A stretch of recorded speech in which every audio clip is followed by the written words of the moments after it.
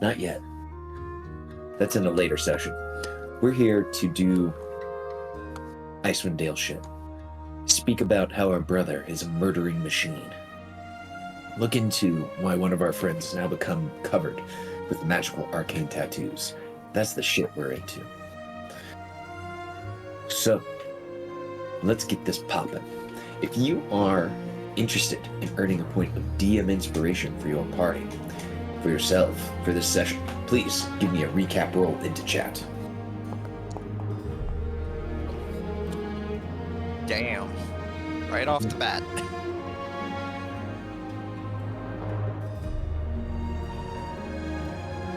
All right, I don't think anyone's gonna attempt to best it.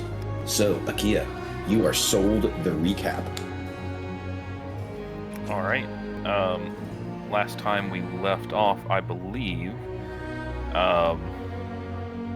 we had just met Zahn and Krentos. Is that right? Or we had just finished fighting the...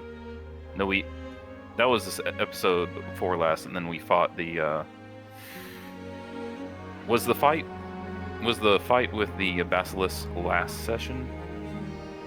No, it was session before last. So we had just finished the Basilisk fight. That's correct. Yeah, we just finished the Basilisk fight. We finished the Basilisk fight, got all the loot from the Basilisk fight, skinned a bunch of Basilisks, got some teeth, got some fangs, got some stuff, got some gallbladders.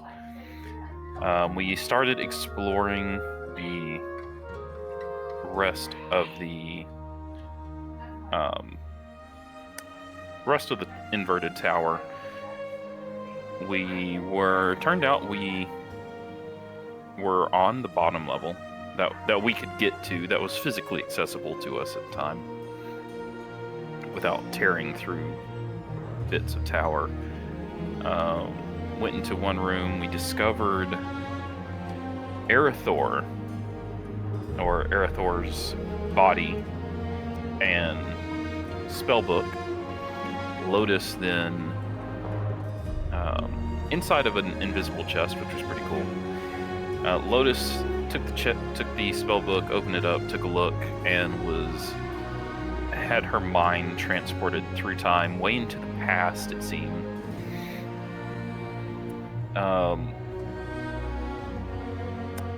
Met Erythor.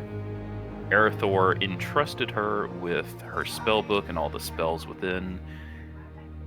As she got her mind brought back to the present, all of the spells from Erythor's spellbook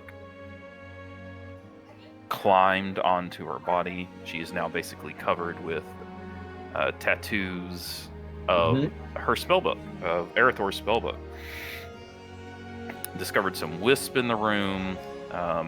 He's got a necklace on him we haven't identified yet. And then we found the room, the special room that we were basically searching for since we met Zahn, a room to bring illusions to reality. After some repairing of the room, repairing of the runes, and some questioning of what is life, who are people, are undead people, can undead be people, we completed the task of bringing Zahn to life.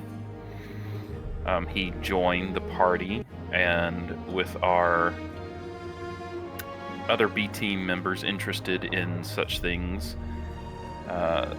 they would like to look into Yetherin, the unnameable city, the lost city that has some sort of protection on it where it cannot be spoken about outside of this tower, it seems. Then Avilis's brother, Tristane, showed up, basically invited Avilis to become a monstrous Red Yeti with him. Avilis counter proposal you give up being the Red Yeti and join our team. I don't know how he pulled it off, but Avalus convinced his brother Tristane to join Avalus on his adventure and to stop killing people. And Tristane's like, okay, I'll give it a shot. And that's where we left off. That was an excellent recap. Please take a point of DM inspiration. Okay. Okay. Next up here. So you all are in the chamber of the Red Yeti. This kind of throne room. Let me just take us to that scene so we can kind of do our factspiration. Tristane, the Red Yeti, standing nearby, looking out at all of you, would present a question forward. Brother Avalus, I feel like I know your answer, but I want to know more of the heart and morality of everyone here. If someone you loved and trusted asked you to do something against the best interest, against the thanes of 10 towns, who would you side with? I wish to know this of you all. I mean, we kind of just did that, didn't we? But I suppose I would do my best to convince them of a more moderate, good course of action. If I could. I could not betray my God and my own compass.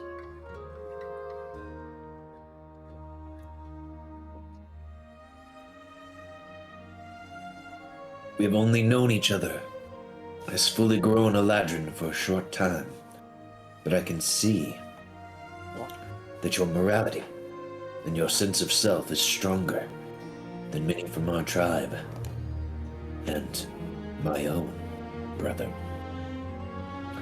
He looks to you, and you can give yourself a point of exploration to continue the conversation forward with the others in the group.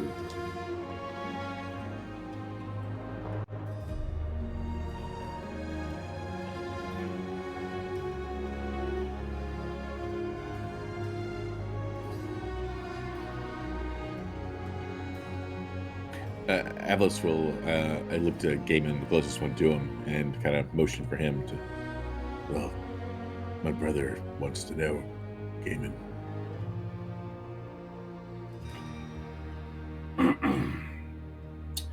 Your brother wants to know my innermost thoughts on the matter. Right. I think you don't really want to know my innermost thoughts. Well, it might just upset the equilibrium of the group. So I'll just keep my thoughts to myself if it's all the same, Tristane. And you see Gaiman sort of giving him that polite but not so polite smile. It's the customer service sort of smile, like, you motherfucker, I'm not gonna play your game. Fair enough, Gaiman. The Eladrin of the North and the Reghed Tribes were never, how you would say, the closest of allies. But maybe... What do you mean by that? Well, in the past, we would never be at war, but my tribe would never seek out the Goliaths for trade or vice versa. Has it changed in recent years? I wouldn't know. My tribe's been wiped out. I'm sorry to hear that. Something that we all have in common then. Nah, you don't get to compare yourself to me. Avlis may have given you a pass, mate, but nah. I've already said too much. I'm just gonna stand over here. You lot do you lot. I'm out of this conversation.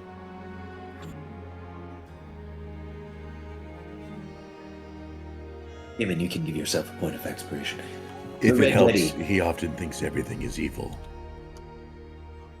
No, this is not a case of everything being evil. Avlis, if you want to have a word with me later on, you're welcome to do so, mate, but I'm not entertaining your brother's little mind fuckery. I understand.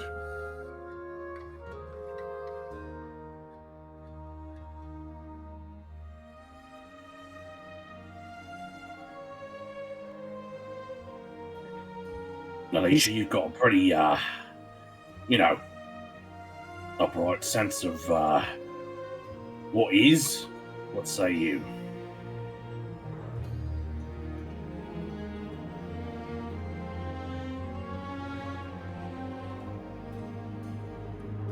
Or you don't say that? I mean, I'm kind of putting you on the spot there. Just like he did for the rest of us.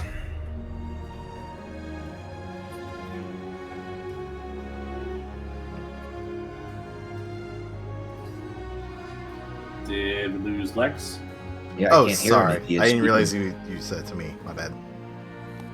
Yeah, I was passing you the proverbial ball by saying I wasn't weighing in because I think Tristan's just trying to mess with all of us and do some kind of manipulation of our beliefs to justify being given a pass. And I was saying, do you feel the same way of just keeping your mouth shut at the moment? Don't want to weigh in?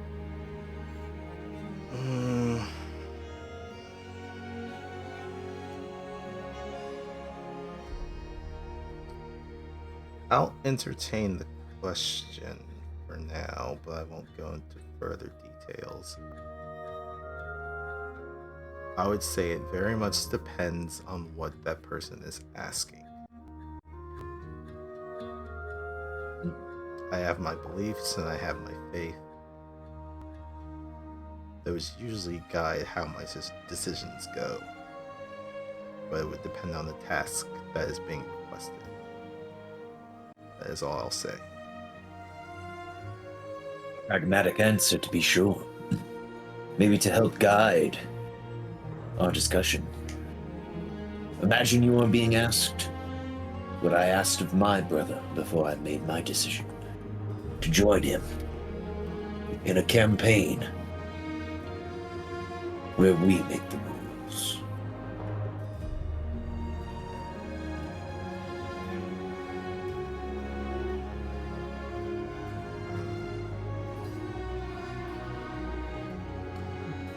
For now, I'll stick with my current answer, or I feel that is a dangerous line of thinking that you are bringing up. But Lotus, Kia, anything you wish to chime in? Yeah, it's like, as the others were talking, Lotus had already started thinking about it, and as usual, when she does, she would have taken a cigarette and lit one up and taken a few puffs while thinking things over and say, well, the thing is,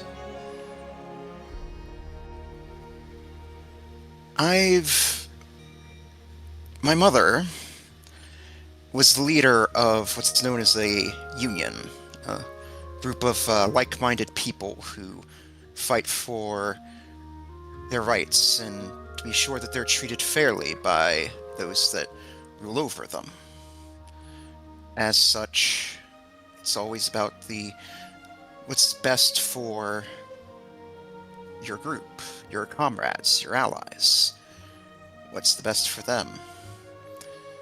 Those in power like to do whatever they can to put a wedge between those sorts of people, to separate them, have them squabble amongst each other.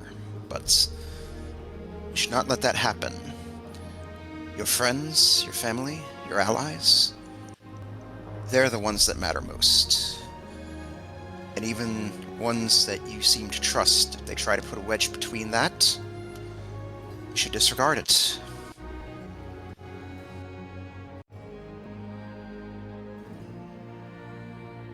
Christine will nod to you. Your sense of morality is strong within this group. I'd be interested to find out where you all derived this from.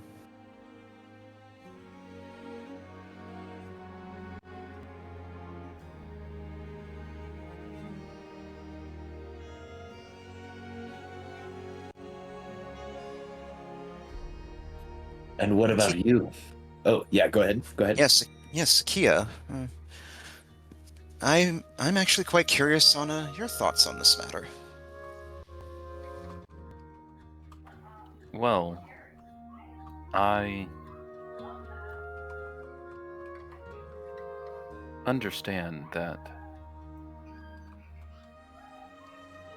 I'm not always the best judge of situations, and looking a bit sheepishly, Akia will say, I must admit that I've been fooled many, many times since my birth. It is a regular occurrence. I would not purposely do something to harm the group, but I am afraid that it is not outside of the realm of possibility that someone could trick me into doing something along those lines. Especially when Alicia and Gaiman were corrupted by the Shardlin. If they had asked me, I might have done something bad.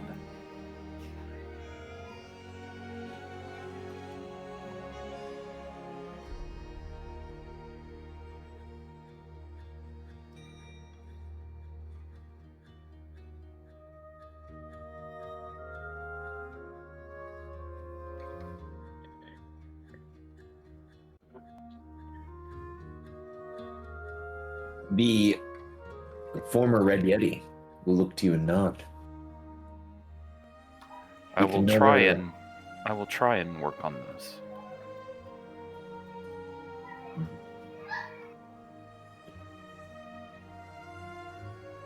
A fun experiment for our thoughts.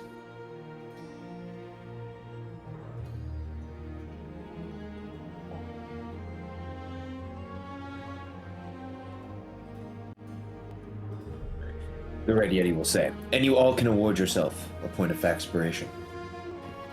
And before we move any further, I have to declare the Red Yeti's, Tristane's, B-Team power.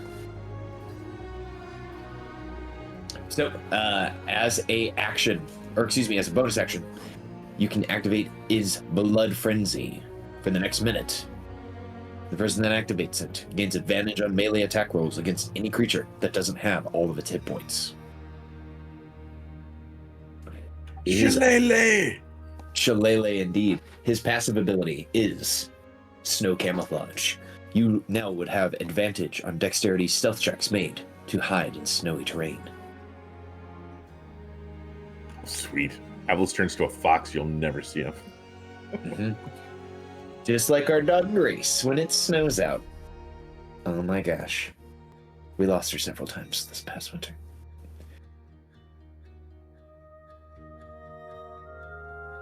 Okay. So that is his B team power. Before we start the game, does anyone have any questions? Are we ready? I have a question for Yes, the people team. all see of a swallow. Can we go check that? I guess I'll ask in character. Mhm. Before we leave, I'm curious about what Erethdor's necklace, what magic it holds. But I know those wisps are there, and it is not an danger-free situation.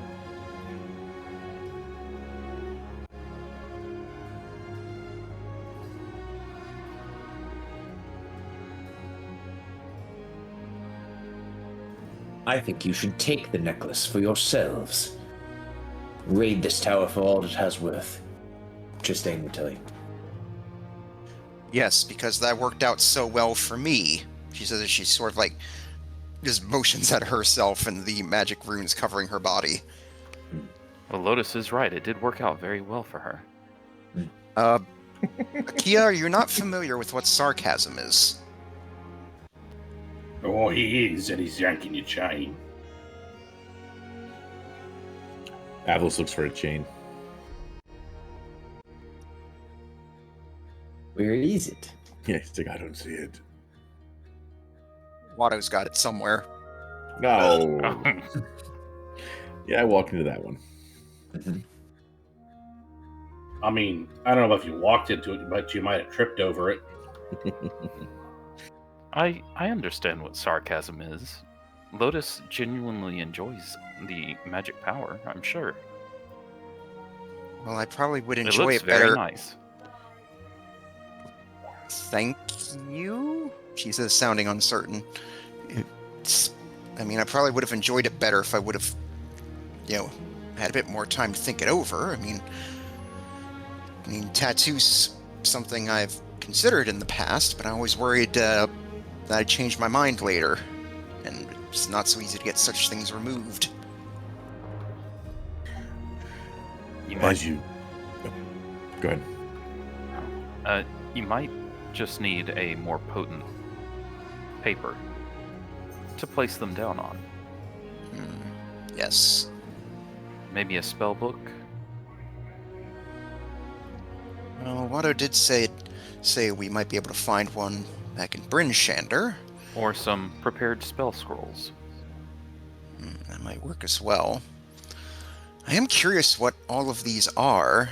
I remember it said one of them was something called Meteor Swarm. Hopefully something here will be of use to us in tackling deactivating that Auril statue. Or maybe you can just cast them off of your body. Huh. If I do, does that mean they disappear like it would with a spell scroll?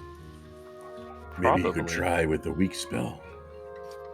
Well, not sure. I'll motion Watto over and just say, Watto, you can read this. Well, Find- hold on a second. Look, do we want to be doing our experimentation here? In this room?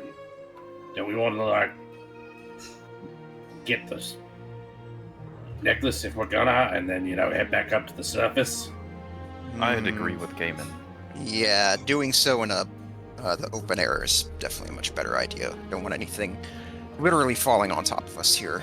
But maybe you can find a cantrip or a lower level spell to try.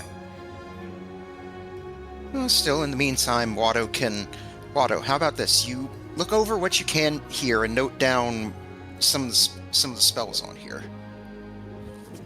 Oh yes, it might take me a little bit of time to go back and forth, translating from the Netherese language back to our common tongue. I guess I should be glad that my boyfriend is the one that can read this on me. You guys do realize that there's also Shannara here, right? I think you two should work together. It'll go a lot faster that way. And for the spots of where they're a little bit more private, you can hand those translations off at some other point. Just looks at Watto.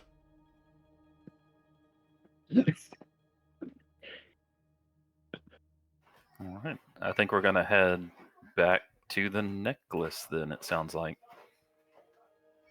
Okay, let me take us back up this map then. Tristane will say, "Please follow me if we're going back up," and he will take you back this direction. And then you put Tristane back on here.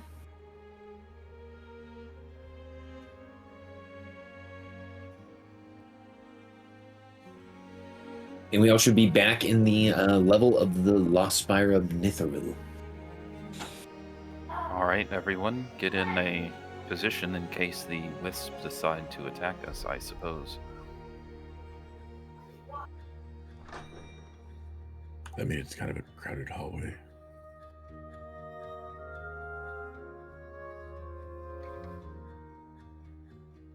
You see it lying there on the kind of desiccated corpse, skeletal inside of the nightgown, marked with the elegant lettering. You see the amulet, the necklace there. Alicia, maybe we back up into this room and then I can go there, switch places and, I can support Kia. Well, these are undead creatures, and just kind of points to their holy symbol. I have something in place. All right.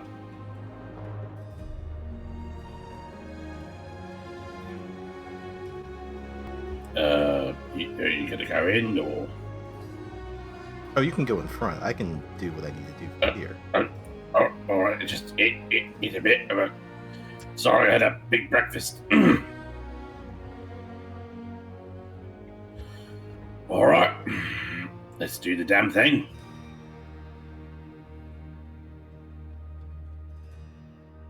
All right. It's either 1 minute or 11 minutes, so I'll just do the 11-minute one. Okay, all right. Go for it. Identify. Yes. Okay. For the next 11 minutes, is everyone just waiting on bated breath to see what happens? Well, I'm very curious if we will even get the 11 minutes off, but... Let me see. Does identify require you to touch it, or can you identify Yeah, from you afar? have to be in contact with the item. Yeah, I think you gotta touch it. Okay, it says you choose one object you must touch through the casting of the spell. It is a magic item or some other magic item. Okay, so Akia, you look around, you give everyone the nod. You reach down, you touch the amulet. The spirits all turn to you. Their faces glow. Their mouths widen in a gape as they begin to rush towards you. I would like for everyone to roll initiative. Avalis, you heard your brother say such, are you going to be joining in on the fight? And as you hear him say that, you hear some noises coming from the room behind you. Like up the stairs or this room? Over here. And as you look around the corner, you see that disembodied spirits have risen from that room as well. Oh shit. Oh shit. As you see 2 more of these will-o-wisps have appeared. As Dazan hears these things, he goes, and just when I thought it was going to be safe and we were going to be able to leave, ugh. And he grabs Watto. He's like, get in here, you nerd. You're going to have to protect me. And then he closes the door. Tristane will say, brother. Stay back. I have this. I will quench my blood elsewhere. When we're finished with this, I'm going to have some strong words for Dazan. That's my man you're manhandling there. Exactly, I'm the only one that gets to throw him around like that. Okay, less bitching, more shooting. Let's do this fucking thing. Okay, let me go ahead and pause this, and then let me put on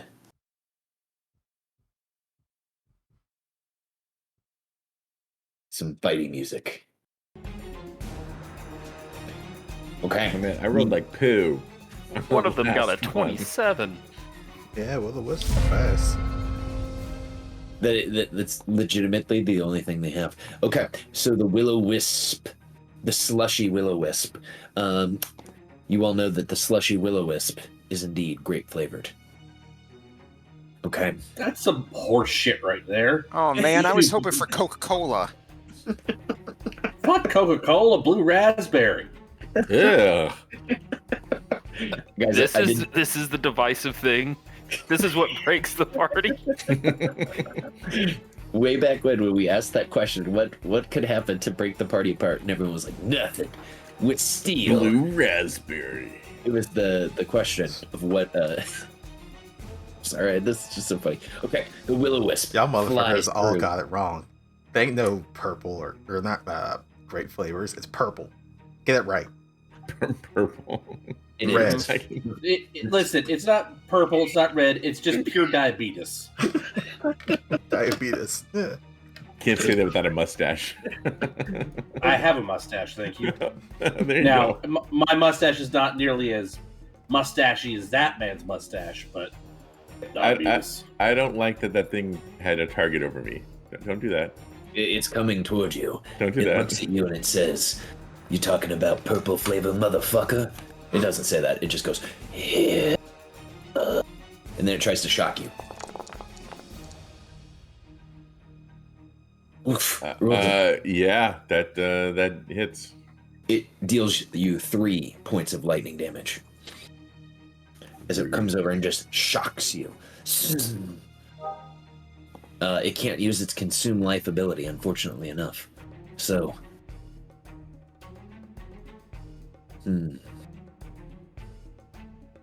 it will end its turn there. Would you like to steal, my friend? Yeah, I'll do so. And Avalis is. I was gonna do a ranged cantrip, but I guess I will shillelagh.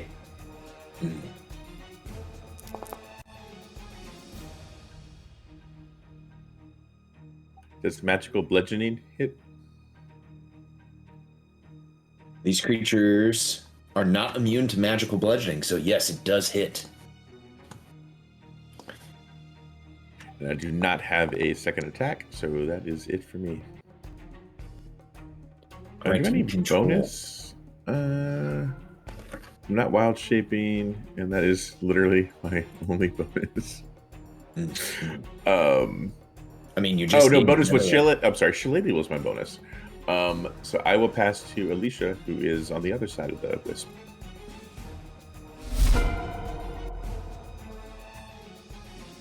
She'll take one step over. They will touch their holy symbol. It starts to glow very brightly as they cast Turn Undead. I need wisdom saves from everything within 30 feet, or at least all the Oh my undead gosh. creatures. It's everything. It's them all. Okay, I'm going to shift click them all. Essentially, it covers this whole floor, so I'm going to delete the template. It's a good thing Krentos isn't here to see this. Damn, I wish he was. Damn. Those are all failures. Yep, they all take 26 radiant damage. Holy Damn, fuck son. knuckles. Yeah. And because they also failed to save, they are all incapacitated. They all take 26 damage. And they are all frightened and incapacitated. So let me just go through. Give them all incapacitated. Well, this is And nice. frightened. Now we can one by one them. And if they take damage, they lose that condition.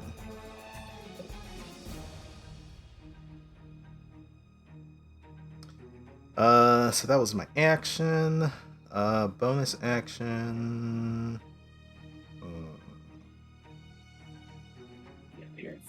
I'll use Weapon of Faith. And bring out a Spirit spiritual weapon on. Let's see. Which one did Avalis hit? The one that's between us? Yep. Alright, yeah.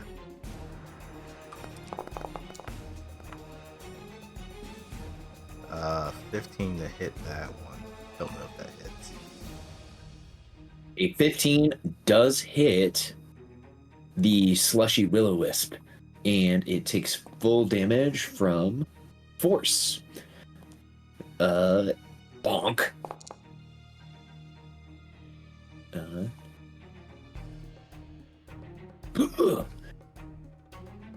was a huge summoning animation. I do it Oh my big. gosh. Alright, Okay, so that's it for one me. is no longer incapacitated and frightened due to this effect after being bonked. Uh-huh. But you control the initiative order. I will then pass to Gaiman.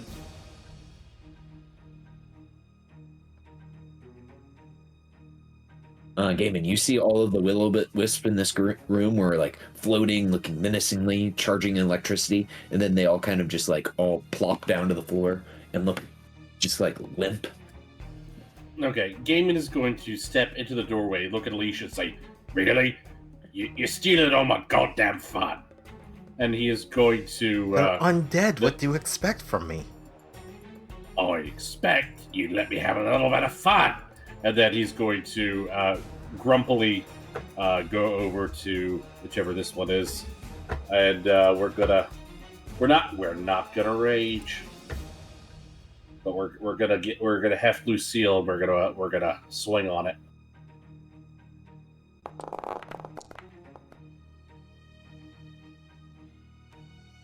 All right, and just checking here. So this is because it's incapacitated. I think this is a crit. Let me just check. I can't remember if it's. Because it's not the same as paralyze. Yeah, it just says incapacitated creatures can't take actions or reactions. So you know what I'm thinking of? Unconscious. Mm-hmm. Oh, yep. But an unconscious creature is incapacitated, but these aren't unconscious creatures. Okay, so this is not a crit, but it does deal magical slashing and 6 fire damage. And these creatures are resistant to fire, so it only takes 3 fire damage, but it, as you all can see, is bloodied from that strike. Okay, we're gonna hit it again with their extra attack. Excellent. A 16. So your first attack would have hit with a 23. Now that it is no longer incapacitated or feared because you hit it, a 16 barely misses. I'll just use the Faxpiration. Let's do it. D8 still. D8 until level 10. Oh, it's because my fear dropped their AC by 3, right? Correct. I forgot about that. Mm-hmm. Yeah, fear, very good. Okay, 17 is just barely a miss. Oh, for fuck's sake! Yes, with that, I think you know its AC amount now. Magical 18. Mm-hmm. I'll succeed at the cost. Fuck it. All right, you've said the magical words. Y'all, we played a D&D game last night inspired by Pokemon, and oh my gosh, the amount of nat 20s and succeeded the cause going on. This gentleman didn't care about this Pokemon's life at all. All right, lose an Okay, I need to inspiration. reroll damage for you, and I don't have any inspiration to lose, so I am pained and confused.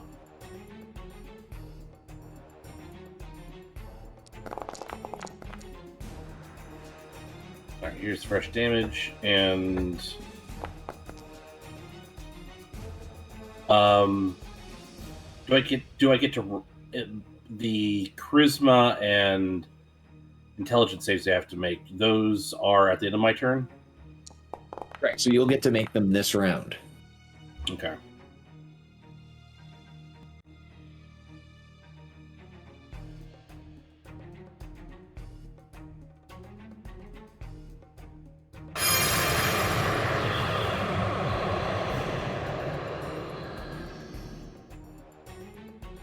Okay, so that was action to attack. Yeah, Why does that let me put a confused on? And why am I not baned? I just clicked baned. Oh, I saw it apply and then I saw it removed. Okay, we're confused now.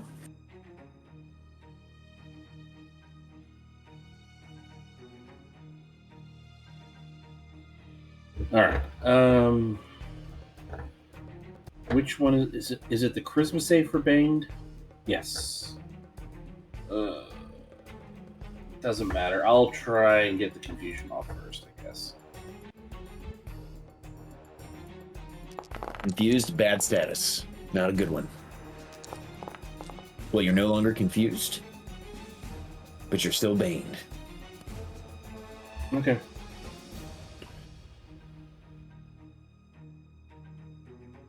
Okay.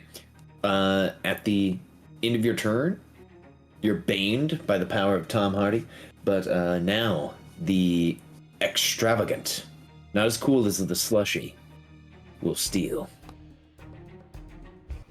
Oh, yes, you thought your rage was your power. It looks to you and says, "Don't disturb the dead," and it will try to shock you. But miss. Yarp. As somehow getting a -8. Oh, I see what's going on. And missing. It will pass to its allies, not knowing that they're all basically shrimped out.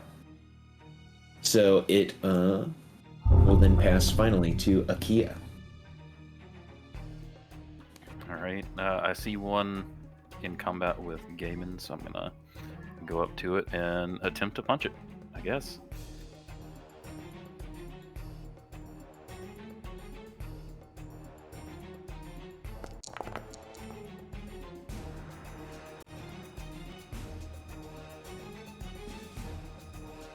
Let's see, a 20 definitely hits these bad boys.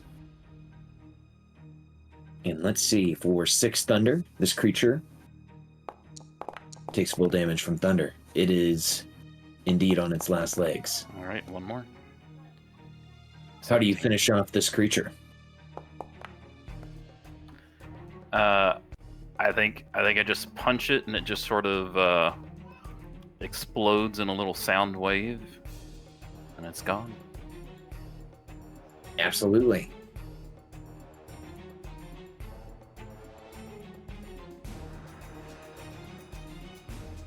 And I passed to Lotus. All right, Lotus, you're up. All right. Just a question to make sure to avoid metagaming. Would I have noticed the reduced fire damage to the Will-O-Wisp from Gaiman's attack? Give me a out of turn perception check, because I think it would be not impossible, but difficult based on the angle. All right. 15. I would say you did notice. All right. So seeing that, I'll go ahead and I'm going to go ahead and spend a sorcery point on a transmute spell on my upcoming fire bolts here. So go ahead and burn that. Hoop. All right. So Lotus will bring up the fire bolts in her hand, and as she does, she says, "Flavy transmute from fire to lightning." And then as the fire, you see it sort of change to, instead of a ball of fire, a ball of electricity in her hand. She'll wind it up, and I'll go ahead and pitch it at Slushy. So go ahead and roll that.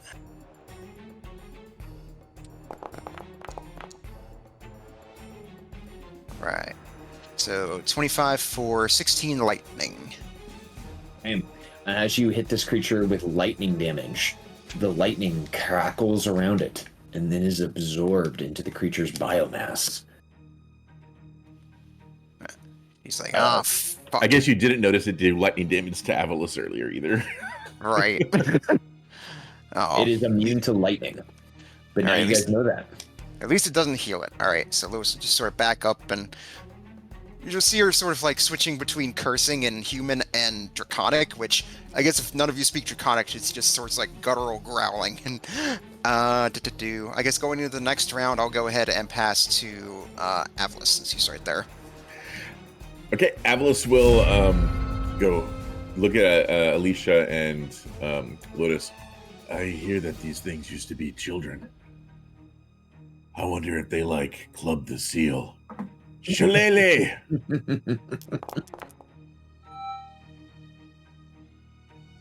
Oh, damn. The expiration, I'd have to roll an 8 out of 8 for that to happen. Well, this is a 12 right now due to flanking. So you would need a 6, 7, or 8. Ooh, that's tempting. Yeah, we're gonna do it.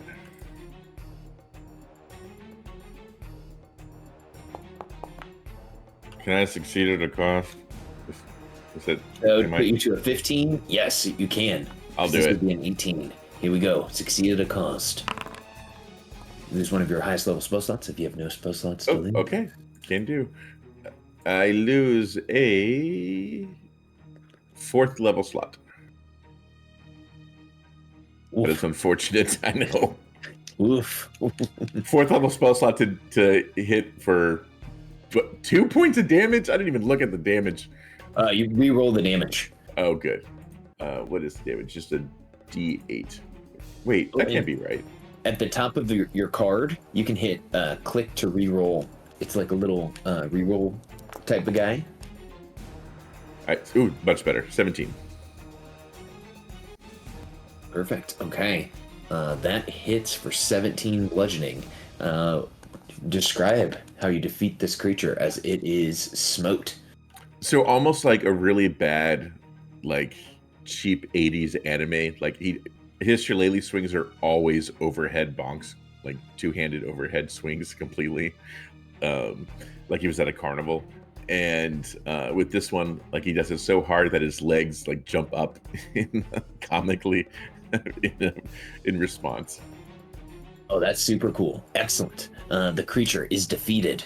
The second of the will-o-wisps has been downed.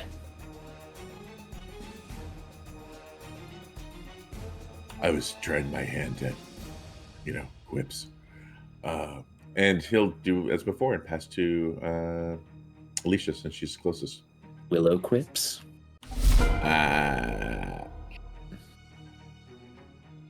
Lex is hating on us. You hear these old dudes? They're nerds.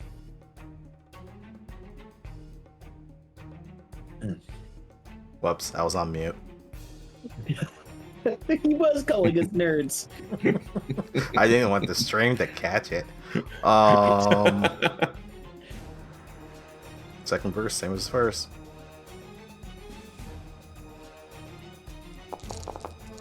Holy shit. Okay. All right.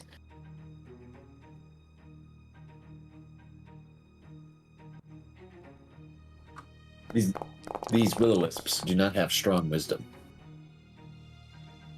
One succeeded. One succeed. That's crooked. The crooked will take half of the damage. I guess waking up.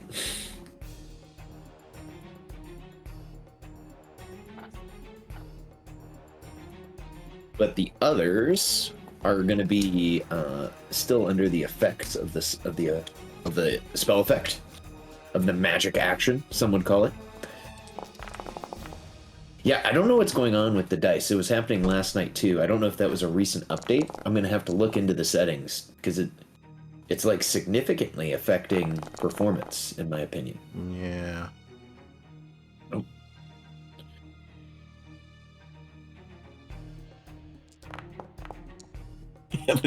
It's just constantly rolling. I'm assuming know it's if when that's it's whenever you're applying damage to a creature. creature, right? Yes. I wonder if it's in. Would it be in Dice So Nice? I'll look into this after the fight because I don't want to. Are you okay? Sorry. Yes. Let me just yell into the mic. I hope they're okay. Okay, so all of the creatures, save for one, failed. You see one of the creatures actually bit the big one, and one of them is now woken up, crooked. Okay. I see that one.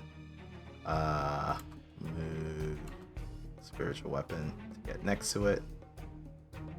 This bonus action and whack.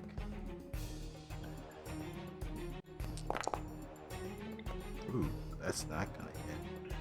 12. A 12 will not hit. Alright, then I get back into the hallway. That's it. I assume it's gonna steal. If not, I'll pass the gun to Gaiman.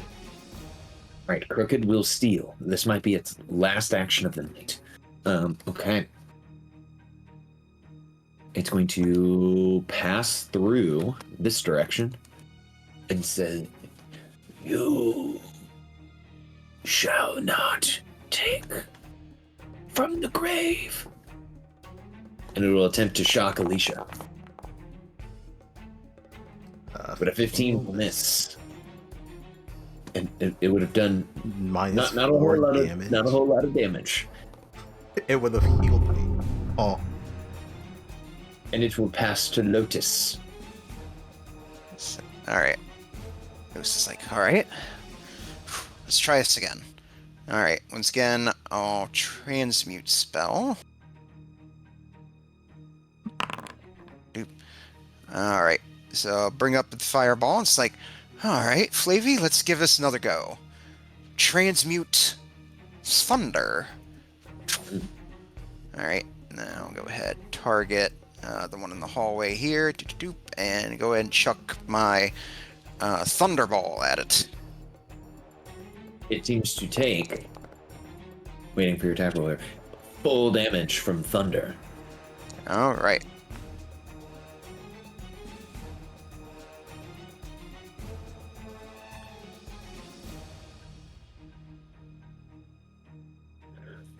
All right. Then I will go ahead and pass to Gaiman. Right, Gaiman, you are up. You see that many of these creatures have been exploded. Now they are just pieces of ectoplasmic dust on the ground. Oi, fuck that. My turn. So I'm gonna get into flanking position with this guy, and I'm gonna hit him twice. I like it. God damn it. That's a miss. Actually, one dodges. Yeah. I got nothing. Alright, I'm gonna swing on them again. Extra attack.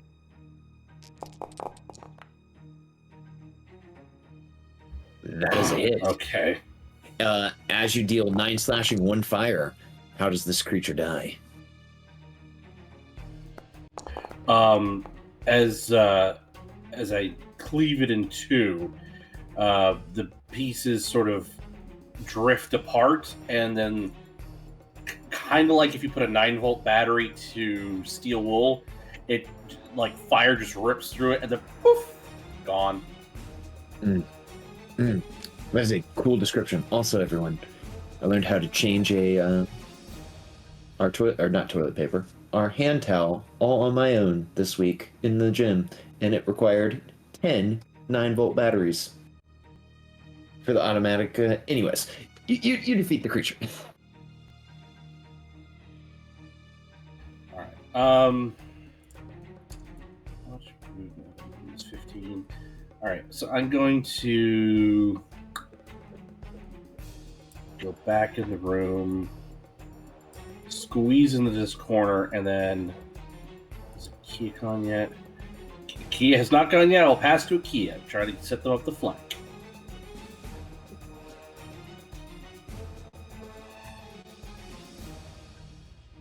All right, Akia, you're up. Is this the last one up? Yes. Or no, there's one in the other room, but it is also feared and just incapacitated. I'm gonna try and punch it. Oh, I need to see if I lose my bane. Hold on. Wow, you punch it hard. Your first one connects, and then Gaiman would lose his bane. And you crit on your last one, defeating the creature. All right, and then I guess I'll pass to Avalus. Okay, going into round number 3, passing to Atlas. Avalos is gonna step forward and see that guy next to the dead basilisk, and he's going to cast. Oh, he's a feared and incapacitated currently, isn't he? We're Correct. Yeah, I'll pick a fight. Oh wait, how's the one next to Alicia look? Dead. Oh, it is dead. Yeah. Yeah. Okay, then yeah, we can do that. I'm going to cast. Have I seen anything take ice damage? I don't think I have. I don't believe anyone has dealt cold damage to these guys yet. Yeah. I'm gonna try acid splash in. Oh, that's a dex save, and they're very dexy. Yeah, we're gonna try to ray of frost it, and then I will step back. Okay, Ray of Frost. That is a 16. A 16 hits the creature for 13 cold damage. Does it look like it took? It looks like it got blown up as you hit it with that Ray of Frost. And I believe that is the last will-o-wisp that still had a semblance of life. So I will end the combat as you have defeated the will-o-wisps.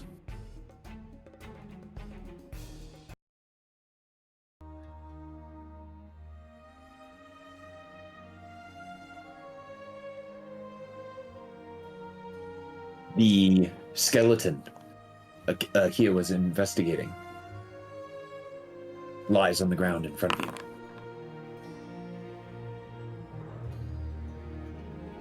All right, Kia, if you want to do the honors.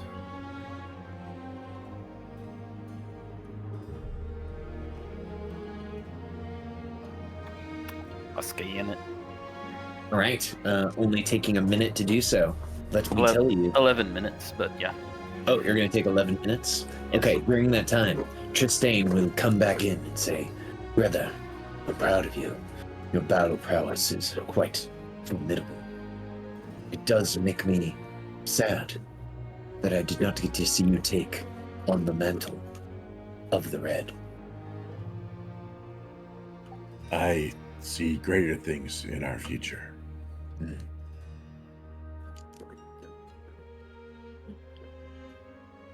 I mean, he doesn't, but you know, It sounds good. yeah, it sounds good.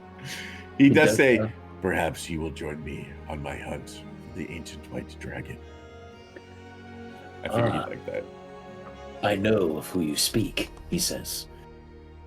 I have long waited to taste their flesh and add their power to my own. I do wish to help you with this. Atlas will just give a nice nod. You seek the dragon. Are they Archerus? I believe she will be the ultimate quarry. He looks at you and he looks at you wishing to make a check of some type for you. He'll roll it.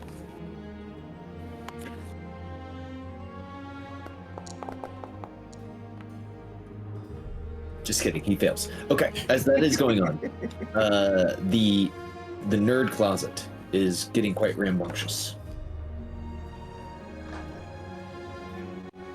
those will open the door and just be like, Dazan, could I talk to you for a moment? And just very firmly grasps like the shoulder of his coat. Oh, what is happening here? Look, I know you're new to our group, so we haven't really discussed the ground rules. But you see my boyfriend over there? And she points over at Watto. Yes. If I see you lay a finger on him again, you will not be getting that finger back. Do you understand me? I understand. I just wanted to make sure that he was in safety, right, Master Watto? And Watto looks at him and kind of shrugs, like, huh?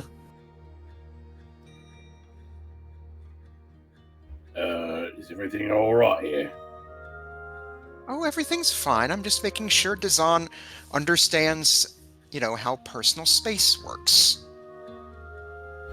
That does cut both ways. I mean, taking a man's fingers just because he's, as far as I can make out, he had, good intentions.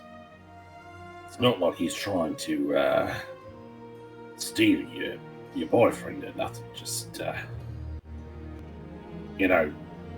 cutting off limbs, that's sort of my bag. I mean, if you want to run around lopping off body parts, I mean, be my guest. You certainly got the anger issues for it.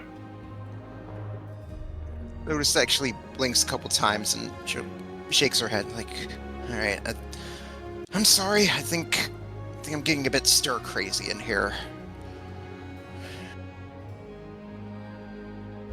Any luck here? Yeah, maybe. I'm going to need about 6 more minutes. All right. Right. In the meantime, I think I'll see if Watto and Saynar can help me with deciphering these spells on my body.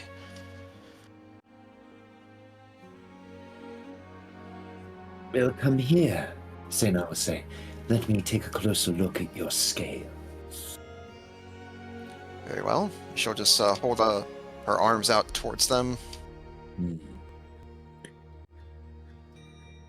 This will take only but a few hours to decipher all of this, to make sure that we have every line correct. We wouldn't want anything to go wrong, to read the wrong thing. Yes, I certainly wouldn't want anything to blow up on me or anyone else. She nods. Maybe on our track back to Two Towns. Alright, that would probably be a good idea.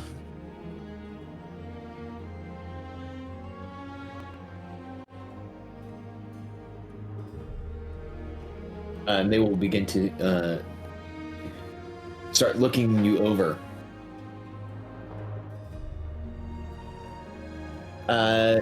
As this is happening, Dazan will say, I thought it best I perhaps share once again kind of what I'm after, and hopefully this matches up with what you all are after. I don't know, with all of the tension and the swashbuckling and fighting, if that has been made clear and apparent.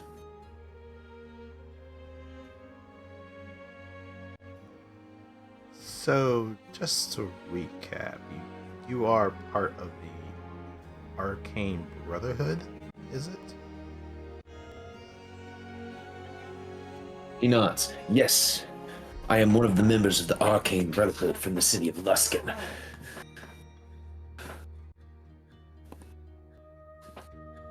We traveled here as a group with the goal of, well, plundering the lost city of Netherin. The quarry of potentially finding it and the arcane secrets it holds. Well, tantalizing for any wizard.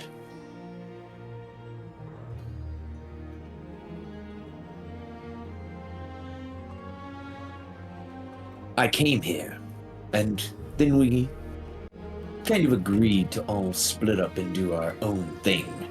Myself, Avarice, Nasalantamir, and Valine Harpo.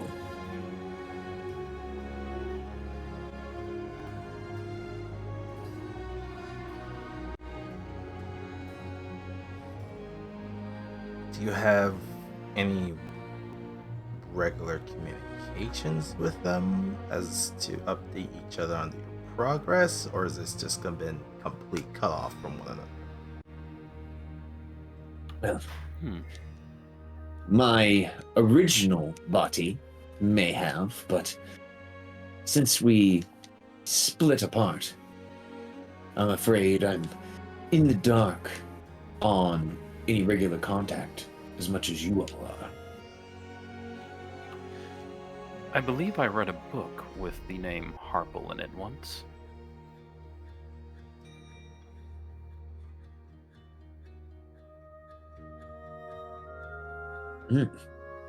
Well, Valine is a human necromancer. She's a withered old fool. And Harple is a noble name. An ancient family.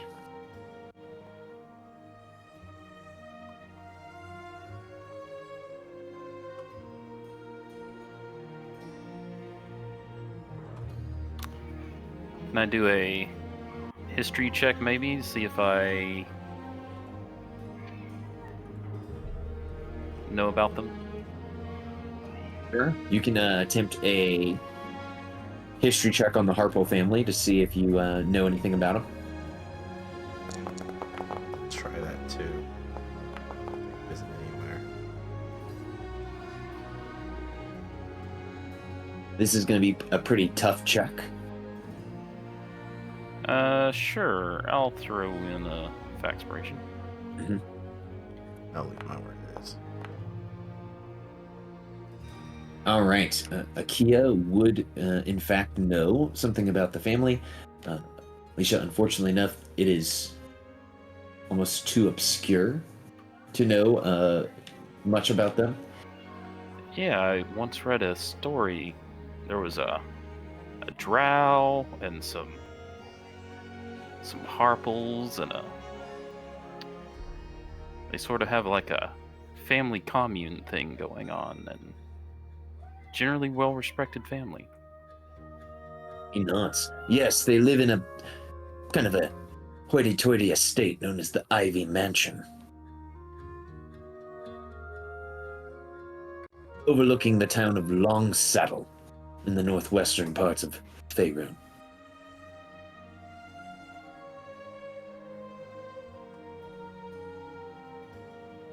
I have heard that they're agreeable if you're interesting enough.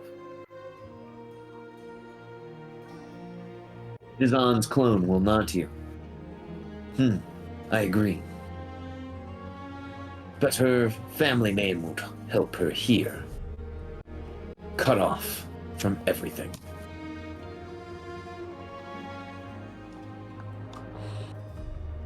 Well, if you are looking to get in touch with at least one of them, our intelligence said that Avarice is actually nearby in a Caerdenaval, which would be on our way back towards Brynshander. I do not have a... He's trying to say this in the most polite way possible. Overwhelming sense of camaraderie with them. I would as soon just leave them to their own devices as we are able to take on Yitharin together. He smiles bigly. Well, I certainly appreciate your confidence. You see, I have an interest in her. Something, and she is purposely trying to remain vague since still only just met him, had informed me that she can assist me with the issue I have. And before you ask, no, it doesn't have anything to do with the runes. That's more recent development. No, another issue that I've been dealing with for quite some time.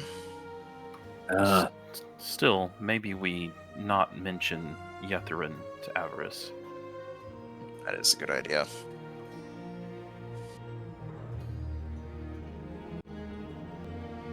If she sees us as competition, it might go poorly for everyone involved. Probably for the And- best that we don't have Dazan with us if we meet this person. And also, while I am normally hesitant to judge someone based on such superficial means, her name, along with what you've told me about her penchant for violently explosive spells and her gargoyle pets, is giving me some rather worrying feelings. far be it from me to cast a dark cloud upon her. If you believe she can help you, then you should seek her out. I won't stand in the way. But at the same time, if you happen to eliminate her from the running of Yetherin, then you may have done me a favor. Let's not put the cart before the horse here. Gaiman squints at Dazan at that comment and would like to try to incite him. Sure. As you're inciting him, Akia, your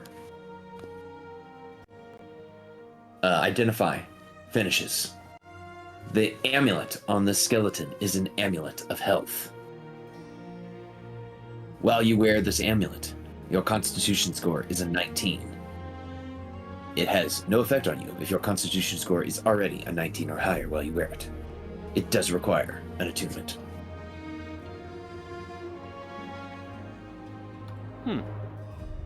It's a fairly powerful amulet. Would make anyone who wears it very healthy. Although it seems to have failed Erythor in a moment of need.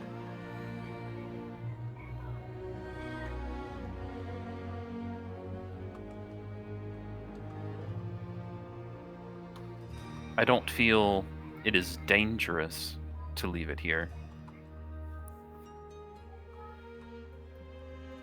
But if anyone would like to take it, it would be wasted down here.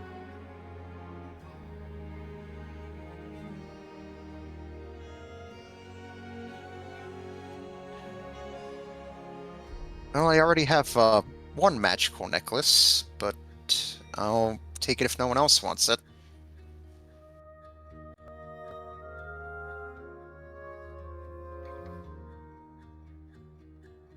I'm okay carrying 3 magical items. I think I'm fine.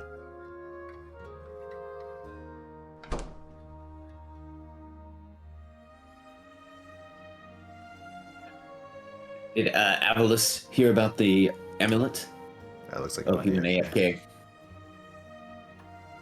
Alright, I guess we're gonna take it and then Avalis and Lotus can see which one. Yeah, whomever's the squishies should get it.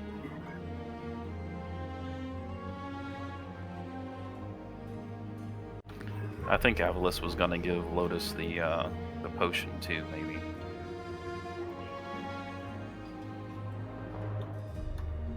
Alright, well I think My we can- apologies, I'm back. So this necklace was an makes your Constitution score 19. My con's decent. It's 16. I'm sure someone has lower that can use it better than me. Well, mine's at 12. Yeah, I'd say Lotus could use it more than I. All right. All right. I'll go ahead. Oh, so it's like, all right. I guess as you see, like Watto and Saynar reaching, just like studying the runes, she'll slowly hold her hand out to accept the necklace. And you also see Arathor's ghost behind her. Like, you got all my stuff. I'm haunting you now. Mhm. Just a little bit. Yeah, you've got his How- book. I kind of wonder how this like amazing wizard feels about a goddamn sorcerer taking all of his shit. Lotus, while you're loading up on your magic, perhaps you would want this. And he holds out the blue potion. It's illusion magic, which doesn't sit comfortably with me. Well, thank you. I'm sure I'll find use for it at some point. Thank you.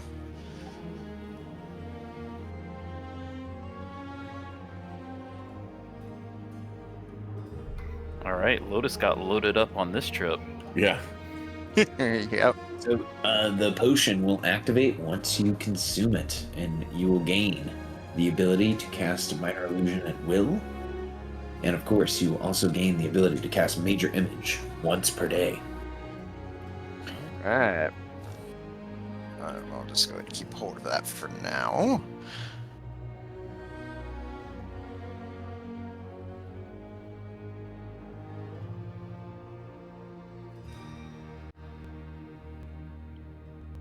All right, I think we return to the surface, yeah? I can't think of anything else here unless someone else does. I mean, unless we're going to tear each room apart. I think we've done a decent search, unless Lotus wants to. Yeah, unless Lotus wants to scan every room on the way out. Nah, it's like, I don't know. My pockets are. It's like I could do with a few more magic. Nah, I'm good. Should I analyze this gem to see what it was that broke?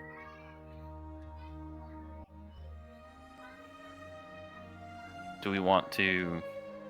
Nah, it's fine. He'll lean over to Alicia. Does that mean we have to wait around for 11 more minutes? Likely. Okay. He just finds a spot to get comfy. It's fine. We can go.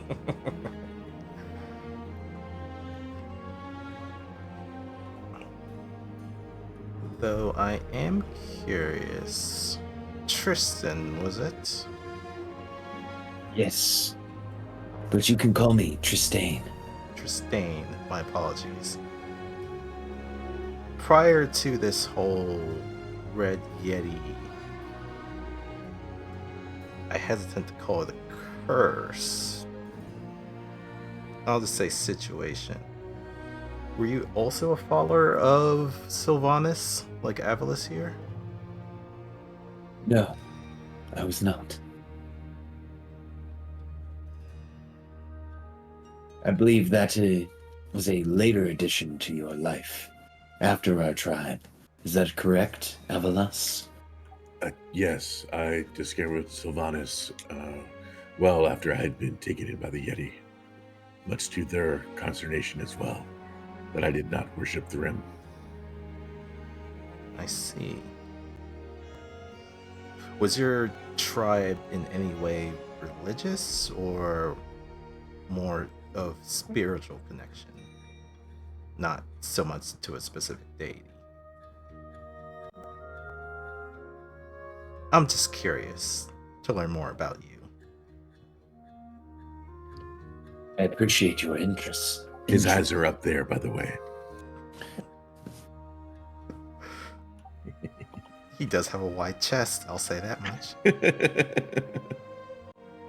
Yeah, you can tell that dude has been doing all sorts of dips and deficit push-ups because he's got those rounded pecs. But he doesn't mess around with decline bench press because that's some bullshit. Pull it back, Orf. Pull it back, Orf. Pull it back. Anyways,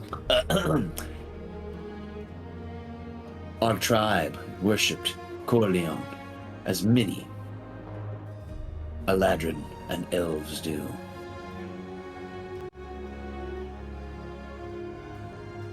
Is this term familiar in any way? Or require a check? Yeah, I No. honestly, sadly, don't think Avalus knows the King of the Elves. I would say you would not need a check for this, based on your religious training. It is not a secret who Corleone is. Okay. And yeah, Alicia will just ask questions more about their religious faith, if anything, or if he still has any type of connection as we walk and talk. But upon taking the mantle of the Red Yeti, and he'll go on into how he has dropped his faith since. I'll grab the broken fragments of that crystal as we leave. Just throw it in the bag.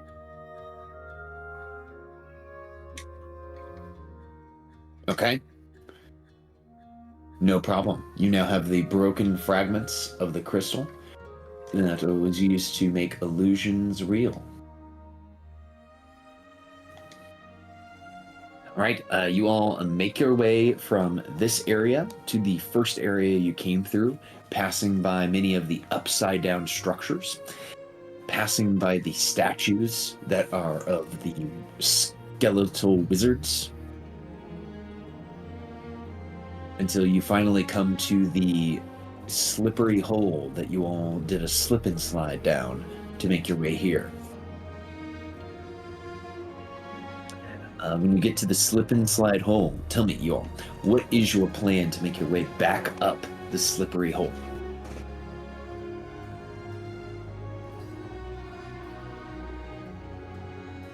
How big is the hole?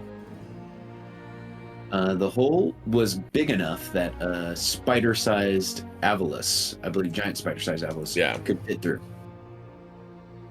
I can take spider form again and create And he looks at Gaiman. a rope for everybody to use and climb up.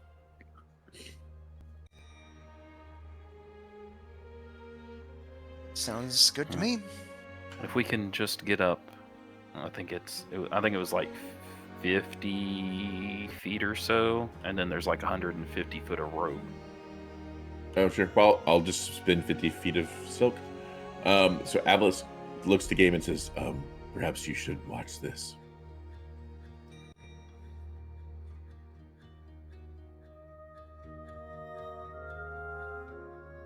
and assuming Gaiman turns away or not, he'll give it a second, and then he will turn into giant spider Avalus and start climbing up, using his spinnerets to spin a thick rope until it meets the other rope that's already hanging.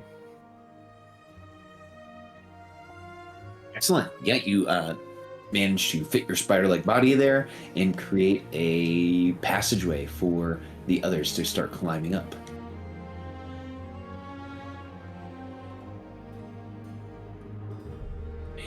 Everyone, you are able to make your way up. Yeah, I think it's the first time Tristan saw Avalus change too. Indeed. He's impressed by your druidic magics. Kuma should be up here with the dogs. I hope nothing has happened to them.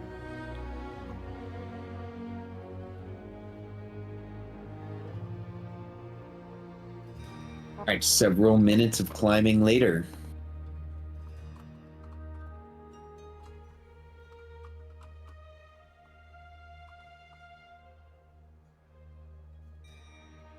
You have found yourselves now on the outside of the tower. Your two sleds still intact. Your army of sled dogs nearby. Your army of companions looking out over the dogs. Small campfire roaring as you all come over the top of the small hole. Following behind you, of course,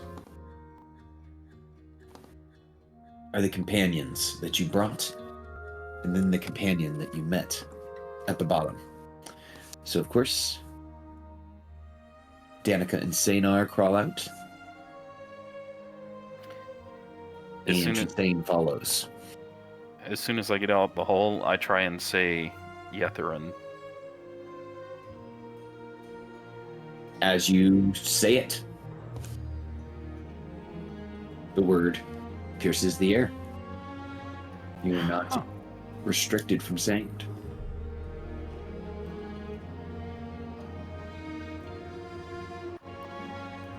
Saynar, can you say Yetherin now? Yetherin. It appears that I can. But I always could. But you couldn't hear me say it. Curious. I wonder if we said it to other people, if they would be able to hear us. People that don't already know of the name. Well, your other B teamers are all hanging out by the sled. All right, sure, I'll go up to Copper. Be like, when I say the word Yetherin, can you tell what I'm saying? He says, "Why are you saying nothing to me? I just hear white noise." Intriguing.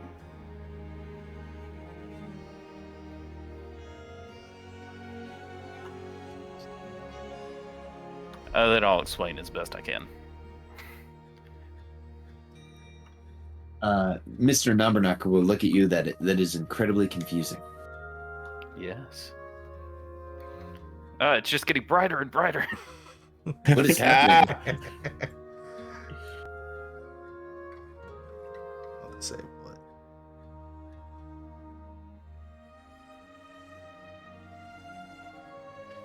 Otto's looking even more appealing than usual.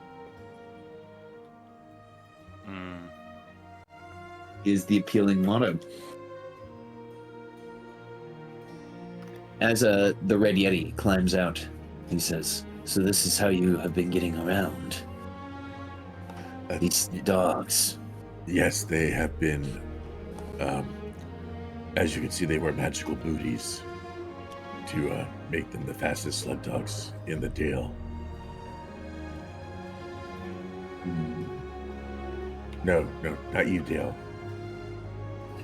He'll look to you all and say, "Then I propose a test, a race. Who runs faster across the tundra of Icewind Dale? Your dog sleds or me?"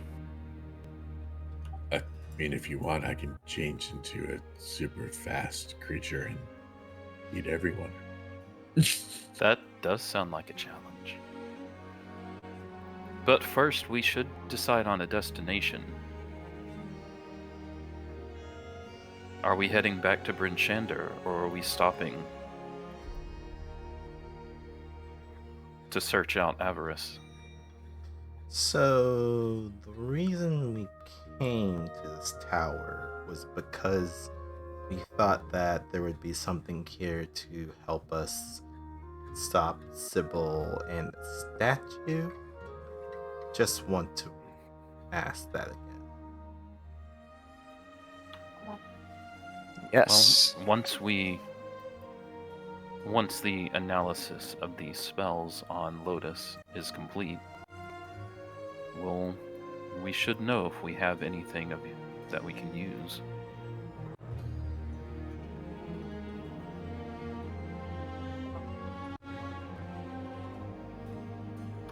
And if none of the spells produce sunlight, we might have to look somewhere else.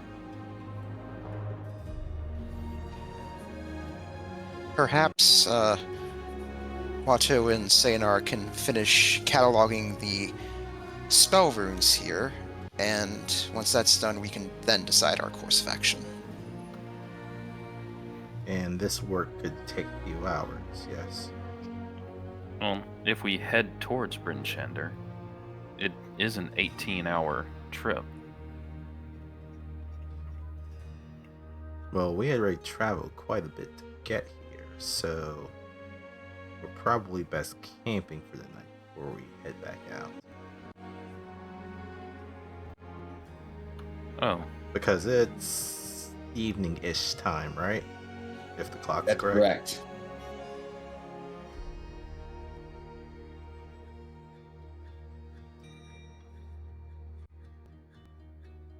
I'd rather not sleep next to the giant source of radiation.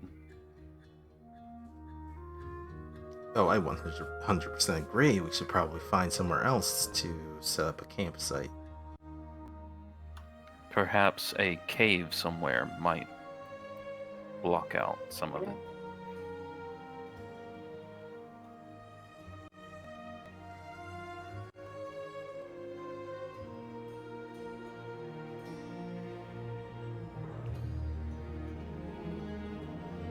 So Avalus's background feature as an outlander is Wanderer, which says he can always recall the general layout of terrain, settlements, and other features around me. Can always find food and fresh water, etc., etc., etc. Does he know of a cave nearby? Yes. Just came out of it. The background feature that basically turns you into a ranger. Yeah, you believe you could locate a cave nearby without too much issue. I can make a survival check if you want, because I'm dope at that. All right, yeah, give us a survival check. Oh, you really want one? No. I hope you don't fail it. Yes, me too. I can You give brought it advantage. into existence. I am also proficient. I can give advantage. 17 then. All right. It isn't bad for we gotta below work 10. on your skill set, mate. I mean, it is snowing, so it's harder to see. And you rely on your other senses. You're going to criticize a druid who can become any beast on their senses. Oh, mate, you're the one that chose to, figure this out. Not as a wolf just now. I've always thought it was easier to see when the snow covers the ground. It reflects the little bit of light. But actively falling does not help visibility. Oh.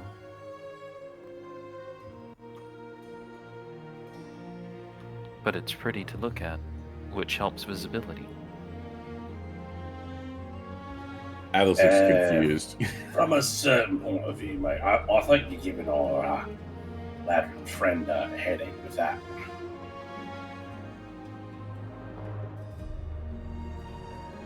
In any So- event, the most suitable cave is this way. Pretty sure. As you are all speaking, you can begin to hear a cruel wind play through the air, as if a sound of madness is cackling through the nearby mountains and reverberating through the hills near the spire. You can see twisted forms closing in from your north, the top of your character screen, coming through the snow as you hear them yell in common. Life! I can sense life. Must go to life. Must snuff it out. Praise the Frostmaiden. Find it. Kill it.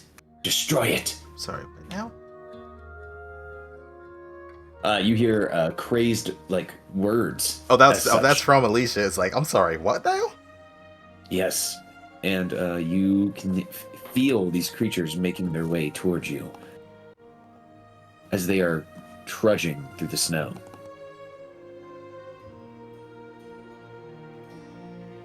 And I will drop them right now onto the screen. There is a group of 6 of them.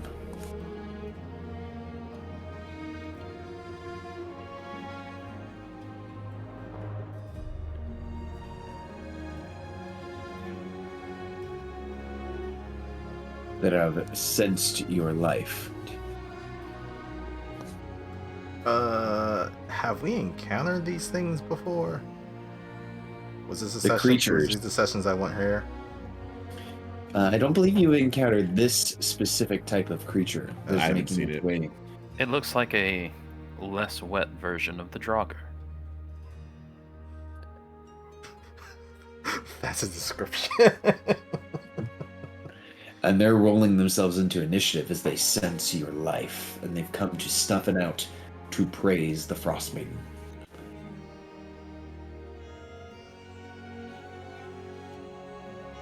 Your B-teamers begin to hold up their contracts and say, hold on. You stop that right now, as they start to protect the dogs immediately. Hold up. Wait a minute. The dogs all get out their contracts. Except for But they Xena. can't because they don't have thumbs. Son of a gun.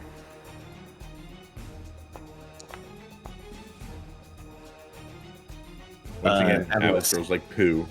The red Yeti would whisper in your ear, if you ever need me to take over, brother, just let me know, and I'll give you what you need to succeed. AKA the secret I'm BT good. power, which is spicy. Okay, let me roll these nerdarunos into the combat. Ooh, they all rolled real bad. Real bad. Alright, we will begin. They are all out in the darkness. They are sensing their way to you by sensing your life force. Gaiman, you are up first. All right. And I just realized that my the fire damage from upgrade to Lucille is only if I use the special word. So shame on me for forgetting that. So in Giant, I will say, what was it? Breathe? Is that what we Yes. agreed on? Yes. Uh-huh. Breathe. And does it emit light? Let me read the damn thing. We don't have a description.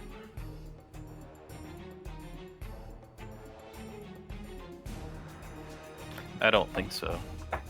Okay, well, But you have your light necklace back. You and Avalos have your light necklaces back ever since we were done with karaoke.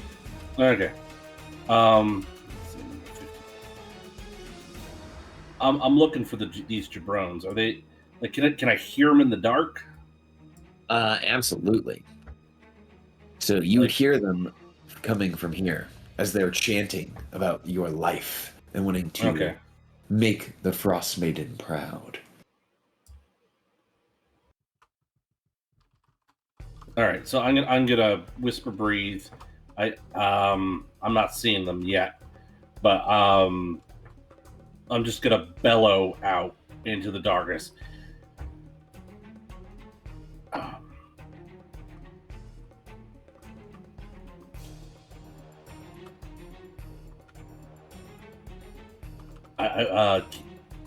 Gaiman will bellow out.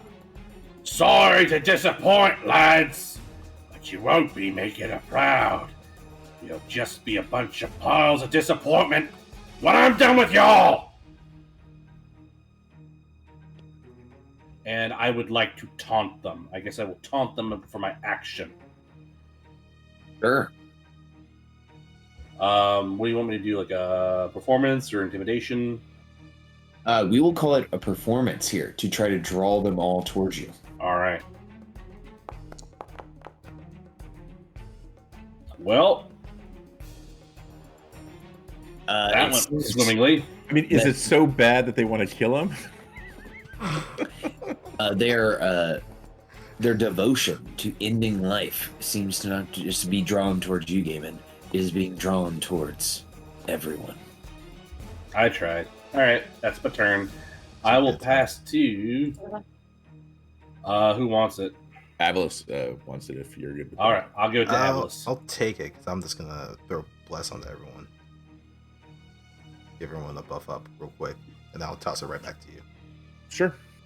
All right, I pass to Alicia. All right, Alicia's going to move. up to here. Evelyn's- Yes, but is she going to move it? Move it. I'd like to move it, move it. Where's Kia? I'm on Kuma. Oh, okay.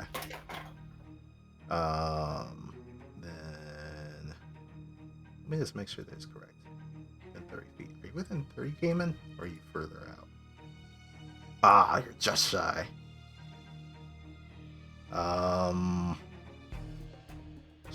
Yeah.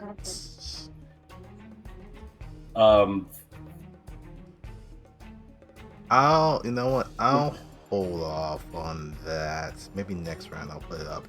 I'm just gonna spend a second level spell slot to get another spiritual weapon up. Not actually. What the fuck? I'm just gonna place it there as a bonus action. Action, I'll just dodge, and that's it. Okay. You control the initiative. I pass it to Avalis. Avalos starts doing this firebender shit as he waves his hands, and a bunch of flames start to form. He looks around and says, "You guys don't mind if I make it hard for them to get to us, do you?" Go right ahead. Basically asking if you mind if I cast Wall of Fire, because that's going to control the battlefield a little bit. Oh, Go absolutely. for it.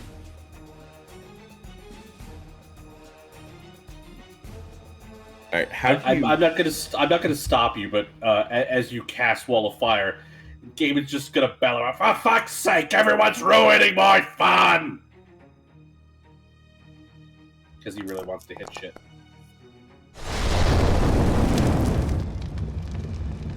Yeah, so we'll block things off like that.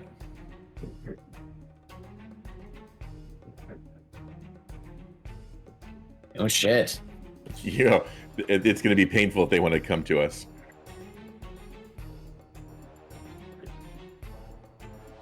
Well, I rolled like poo, so not that painful, but still. 18 damage is 18 damage. Obviously, the painful side is the northeast, and the safe side is the southwest. And I will pass to... where's it gone? Lotus. All right.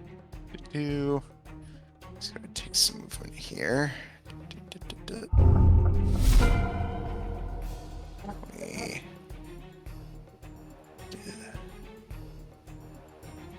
All right.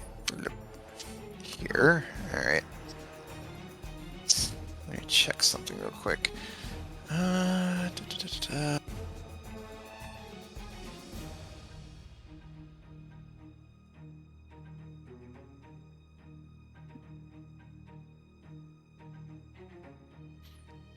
right. I don't see him yet, and I don't want to get much closer here, even on the good side of the wall of fire. Tell you what, I'll just go ahead here. Let me just go ahead, since I hadn't had the chance to yet. I'm going to go ahead and item interact. I'm going to go ahead and drink the magical vial.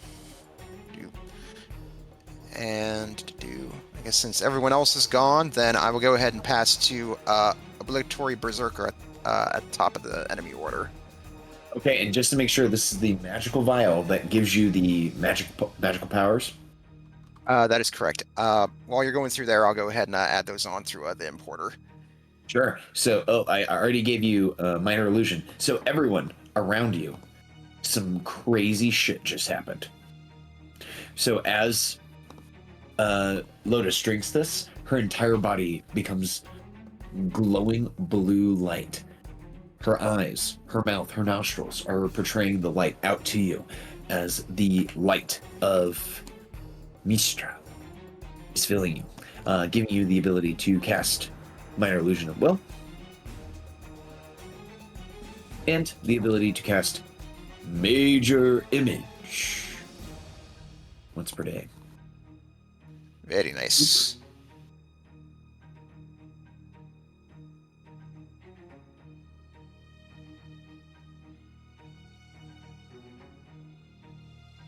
All right. You should now have those on your character sheet. Yep.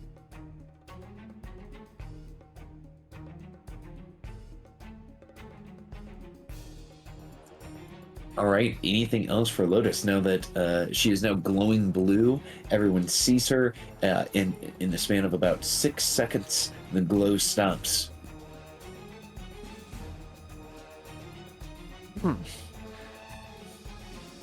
Oof. Man. It's like, this magic stuff's good. All right. Nope, that'll be all for me. I'll go ahead and pass to obligatory Shardland Berserker. All right.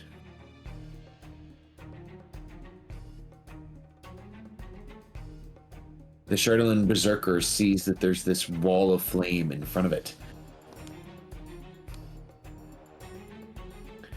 It will use its action to come to the edge of darkness, and it will begin to dodge as it screams, the lady wants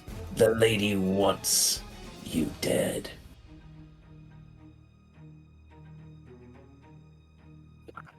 They will pass to Bold.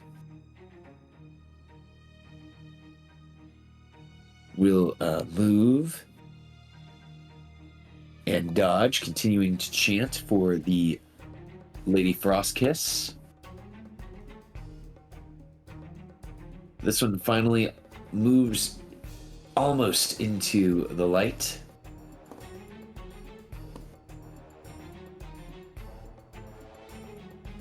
You can barely make the creature out. As it steps into the light, you see that it's covered in frostbite. Its limbs being held together barely, as it appears as some sort of monstrosity. The wall's 20 feet tall. We can't see anything, unfortunately. Oh, yeah, you guys don't see shit. Never mind. I didn't know if it... let's see. Can't see through it. Yeah. So spells that require sight are going to be really hard.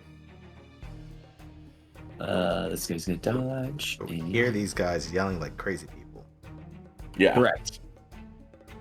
over the roaring fire. Which casts no light, apparently. Cause magic. It's magic. Yeah.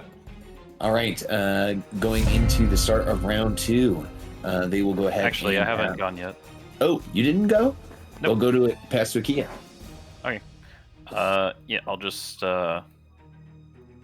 move up a bit closer, and don't think I will do anything yet. I'll just we'll both just take the dodge action. We'll be closer. So you would be last person to go in round 1. So who would you pass to going into round number 2? Does anyone want it, or should I'll I take just pass? Okay, All right. pass to Alicia. Now, move a little bit further up. 3rd level, spell slot, bless. Whole party gets affected.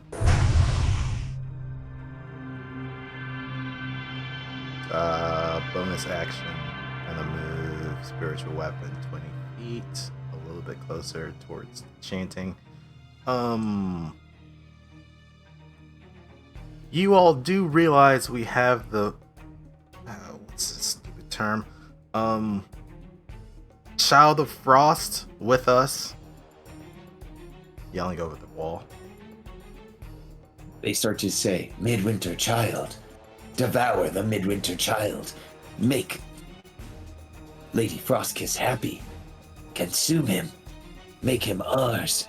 Make him our body. Ah, okay, that's different. Pass to I Gaiman. think you made. Okay, sorry. I think you made things worse there. I think they had the intention of killing all of us anyway, despite Akia being here. Gaiman, all you, go have it. And pass to Gaiman. All right. How high is this sort of ridge or cliff face? To get like right in front of me, to the left. Yes, so this ridge here, I'm going to say as you climb it, it would gradient up 15 feet at its highest. I don't know what you want me to roll. I've got 15 feet to get up to speed, and I would like to, kind of clamber up it, and parkour off, and leap over the wall of flame. Let's see here.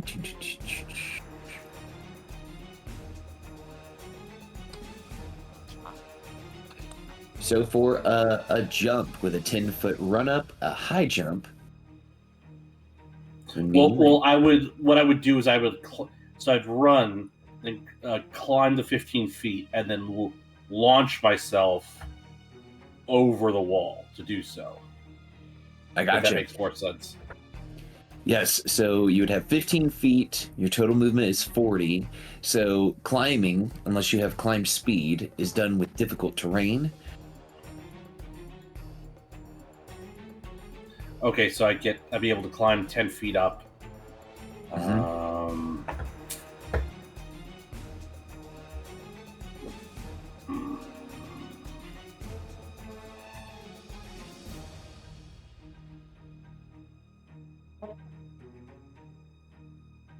I'll pull up the jump calculator. There you go. The 5e jump calculator. It's been saving campaigns forever.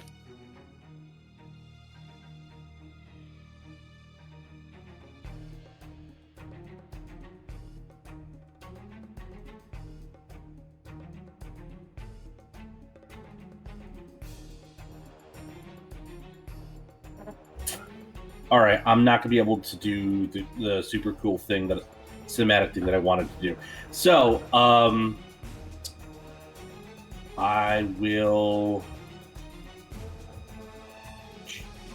But according to that, I would be able to at least get to the top of the cliff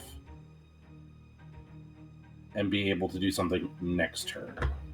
There we go. All right, so I will. Don't need rage to do that, so I will hold off on raging. Do you want me to roll an athletics or something? No, not Or to just say run that- up and climb it. Yeah, you can run up Yeah. and climb the ledge. All right, I'm up there, and then there was the action to climb. So I am in position, and I will pass to.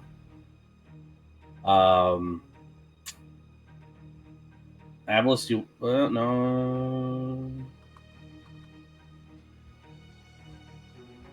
Atlas, you want it, or would I'm just gonna, you I'm just prefer- gonna dodge and concentrate, Alright. so that's fine. All right, I'll pass to Atlas. Okay. And are we all blessed at this point? Yep, everyone is blessed. All right, let me turn on bless.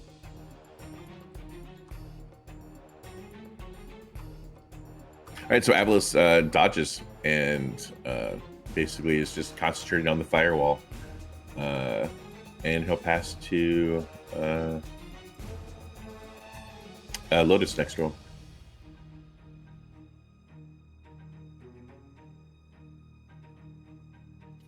All right. Duh.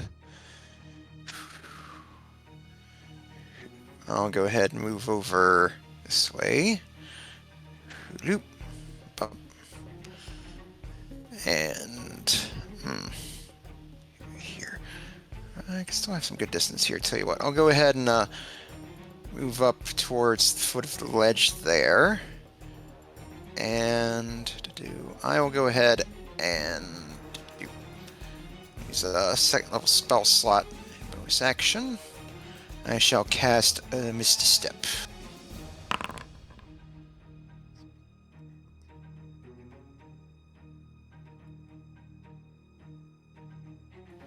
As I see, you'll sort of see and hear, you'll notice her sort of bamf a little bit ways behind you. Just said you go ahead, charge in, Gaiman. I'll back you up from up here. Gaiman will he just has a very serious look on his face. He gives you a nod. All right. And I'll go ahead and hang here, and then I'll go ahead and pass to Akia. Actually, I would not like it All right. if that's cool.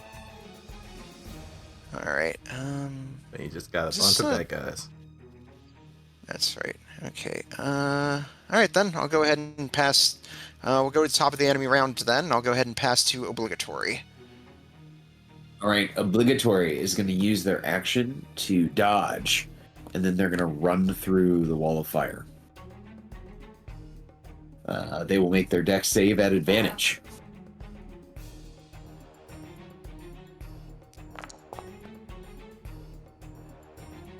All right, they fail. Hey! It's 5d8 at least, unless you want to use the 18. We'll use the 18. Boo. You should have given that option. I was hoping we just re-roll for everybody. Alrighty. It takes the 18 damage. Let's see, does he have any additional movement? He does, 5. Okay, as he starts to... as he runs through. That was his action and movement. He'll pass to Bold. Bold will do the same thing. Running through. Dodging. Making dex save with advantage. They're not very dexty. So I believe that was 18 damage. It's that frostbite, yo. It is that frostbite.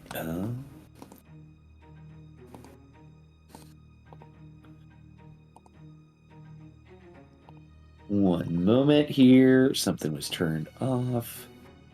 There we go.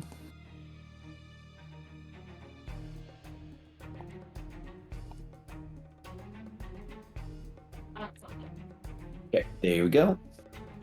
And they're all kind of gonna follow suit here, where they're going to start running through the wall of fire, maintaining a dodge.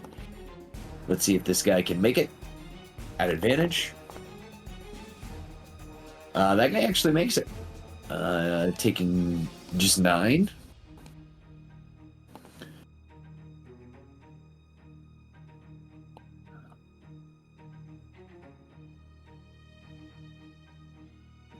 Maybe we can push these guys back through the firewall.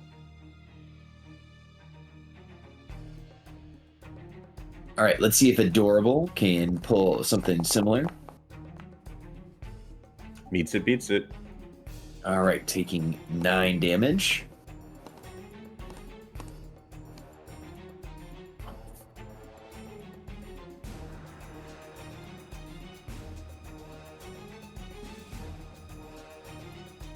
A terrific goes through here. Let's have him make a saving throw. All right, he does not. Takes 18 points of damage.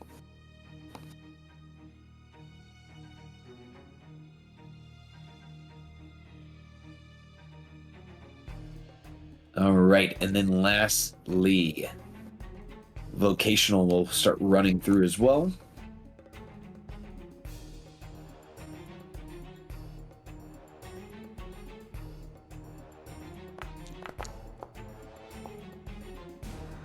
All right, taking 9 damage. Okay, they have ran through the wall of fire. They are coming after you all, as they are just kind of limply moving over and over. Akia, you're up at the end of the round. All right. Yeah, I think that's a good idea Avalis had. I'm going to move here.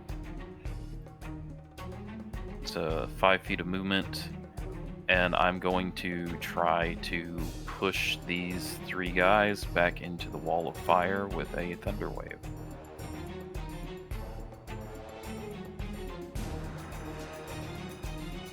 Already?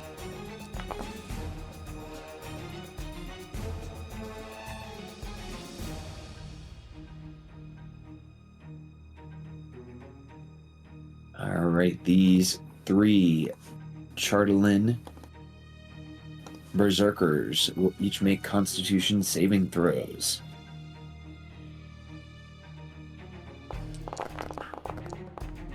Oh, I see some good rolls there. All right, we got a nat 20 from the first. One goes at least. We take 6. Vocational only takes 6.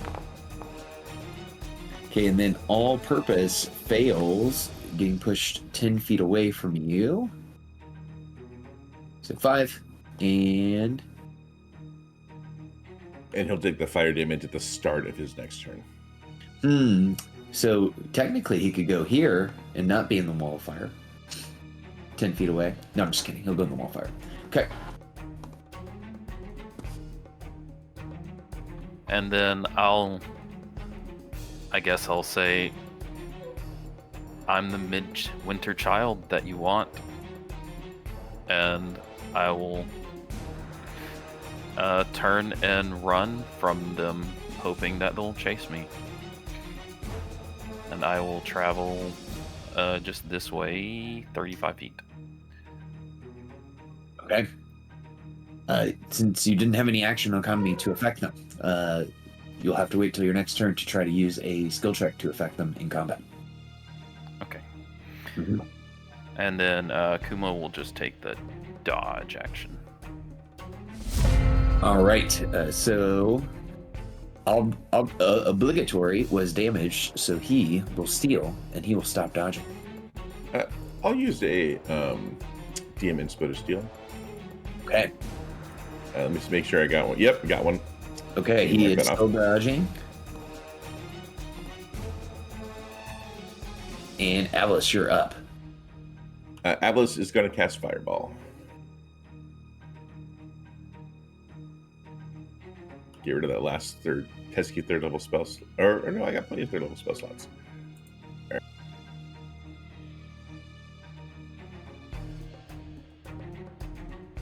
So I believe if I cast it here, I get all of them, and I don't get Raylan. I believe. Is that a true statement? Raylan holds up their beacon contract. Yeah, he's like, hey. Specifically says in clause A24 that there's no friendly fire. Yeah, I think Okay. that misses her because there's just a teensy bit of it covered. So these are going to be made at advantage because of dodge.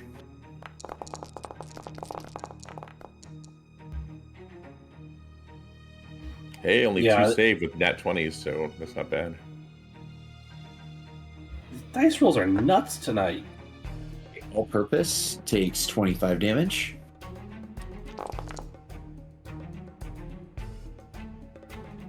Vocational is going to take 12.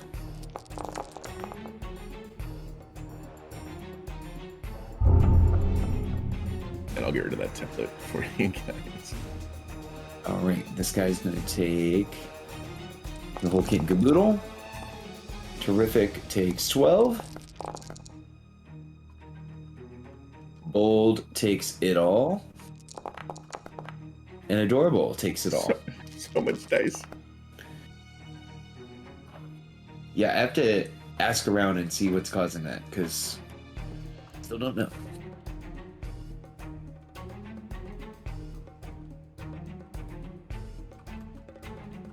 Okay.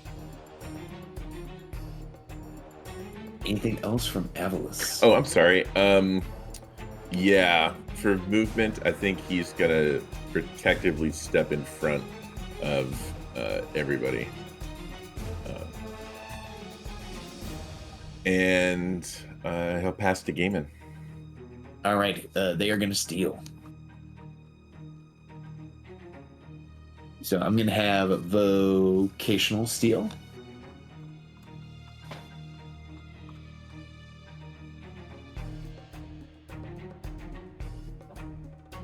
All right, he will stop dodging. He is going to run forward towards the first person he sees, which is Alicia. Alicia, he is going to target you. The vocational Chardalin Berserker is going to be reckless. I shot the flashlight in his eyes. Okay. See how this first one goes. Okay, so this is going to be a flat one as he attacks 3 times with his melee weapon. Ah, he has 3 attacks. Okay. Hey, that is a miss, and then 2 at advantage because reckless. That hits.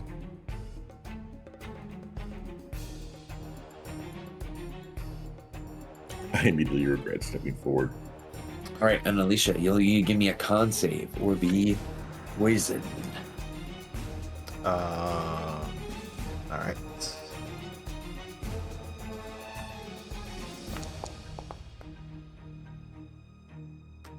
Oof. That's a fail. Also, that is damage. Alicia is poisoned. All right, and then final attack. Charlton Flail at advantage. That hits. As they do a quick bonk bonk on Alicia. For the first one that hits, con save or bless. That's still up.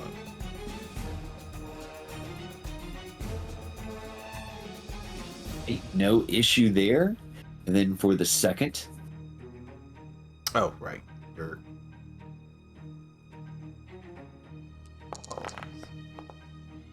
all good. All right, still up. Okay, that was the vocational's turn. Alicia, do you wish to steal after getting bonked? I'm gonna steal. Hmm.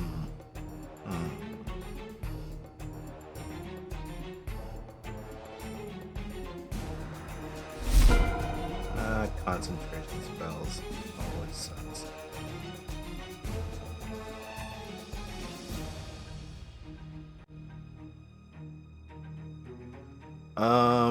Bonus action, I'm going to have my mace come here and bonk.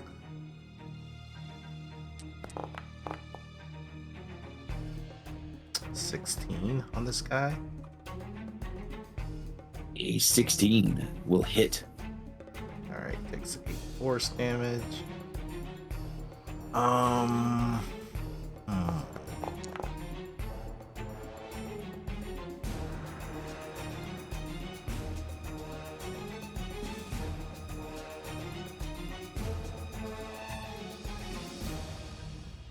have a ton of stuff.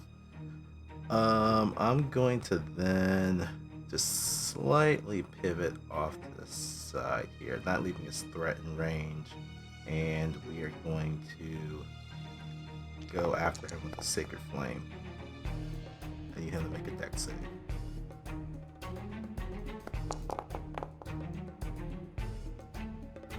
That is a failure. Barely a fail. He takes 17 points of radiant damage. The creature is bloodied after that attack. Alright. That's it for me. He can't steal. I'm gonna pass it to our big boy, Gaiman. Yes! Finally! And we are going to rage.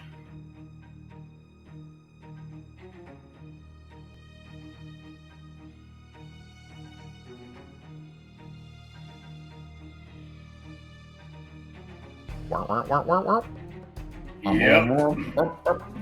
So up on the ridge, David just bellows out finally, and he's gonna sort of jump out. Come on. Well, I get.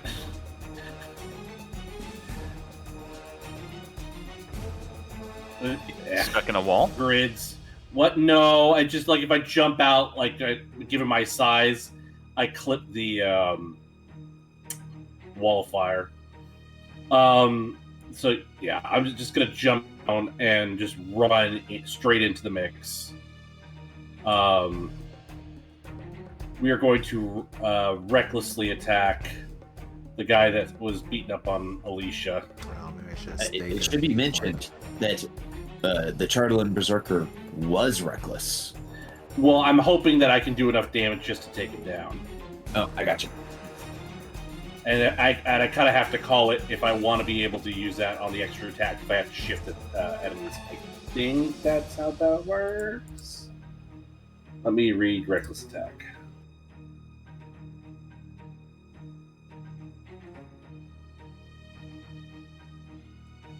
Yeah, I got to call it regardless. So, because if I want it on all my attacks, I got to call it up Sure. front. All right, let's do this.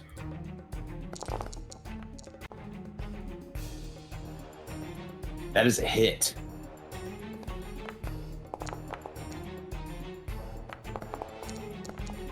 Is he still going? He is on his last legs. All right. I will hit him again. Ooh. With that strike, how does Gaiman finish off the vocation of Charlatan Berserker?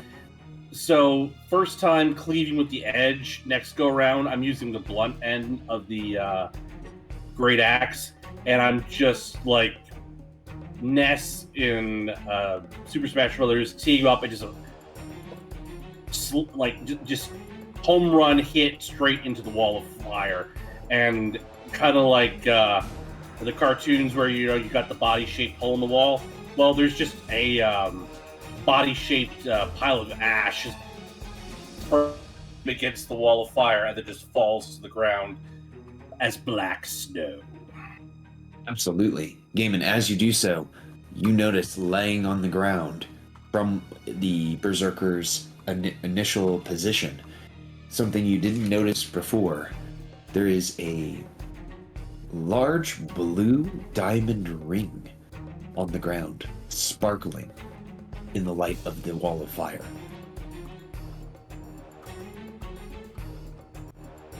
What the hell? And I will mark that on the map with drawing. This is cursed. That is cursed. Yeah, I mean, I even though I am angry, I have 19 intelligence, and I think I would be able to be like, nope, not touching that. Yeah. So I will turn to the other oncoming revenant and just sort of roar at them to get their attention, and then turn back to the party and say, "Don't touch the objects they drop. They could be cursed." And I will pass to Lotus, because she said she was gonna back me up. So back me up, Lotus. All right. Sorry, just a quick interjection. Since we now see these guys approaching us, can we distinctly see that they're wielding Charlatan weapons? You can. Okay, cool. All right, so move here. Can I move to this spot? Can I move to this spot here and just be like right on the edge there, or do I have to stay where I am? Absolutely. You can move to be right on the edge. All right, don't push. I love it, Blue Diamond close Phillips. I love it. to the edge. I'm trying not to lose my head. All right. I think I should be able to get a fair few of them here. All right. All right. Go ahead and burn a 3rd level spell slot here. A few more weak, so I don't need to upcast them here. All right, get this template here. I should be able to get the. I think I should be able to get all of them. If I work it just right. Or at least most of them here. All right.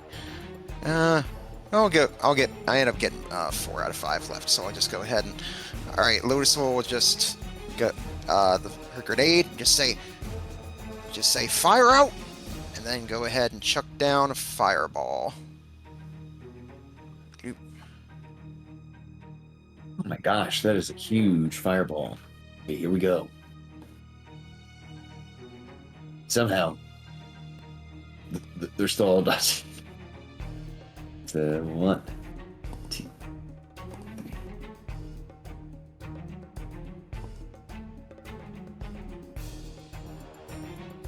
I was like, man, that template is dark. That does clip gaming a little bit. Let me see if I can adjust it real quick. Well, if you move it to the right one, it should be. Yeah, you just gotta move it to the right one.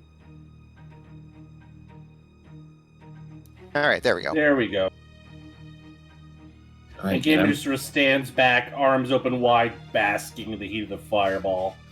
Cool guys don't. There you go. Cool guys don't turn to look at explosions. All right, so Right, all it's so all- only one saved, so that's good. Listen, the rad motherfuckers stare into the explosion. Who cares if you burn your retinas? Exactly, I'm a rad motherfucker. all right, you burn bold Charlin Berserker, and you notice lying on the ground there's a blue diamond necklace glinting in the light of the fire, left on the ground. Yeah, I see it. It's like, yeah, I see what you mean, gamer. It looks like that one dropped one too. All right, and I guess with that, I'll stay where I am, and that'll give the surviving ones a chance to steal.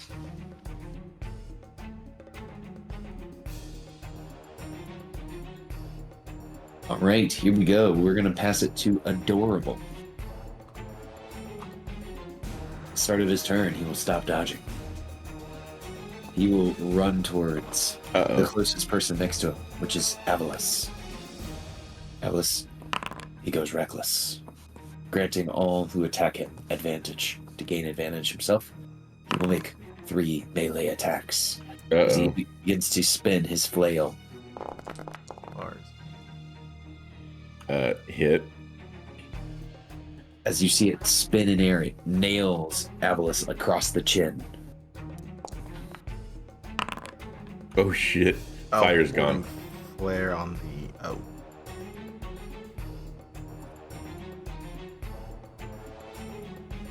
Warding Flare on the second one. All right, warding flare on the second one. He's just within range. So it would be a nat 1 missing. All right, and then the final one here. And that one also hits. As it nails Avalis across the cheek. So both of your cheeks are now bruised. And then I'm going to need con saves for the poison effect. Ah. Okay.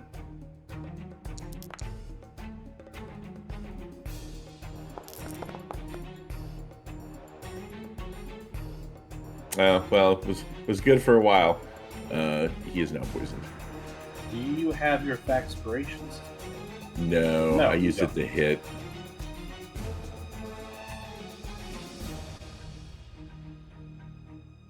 Okay. That was adorable. They'll pass to all purpose. Okay, all purpose is going to stop dodging. All purpose is going to go reckless. They're going to run over here to Gaiman. They're going to have a flank for a +2.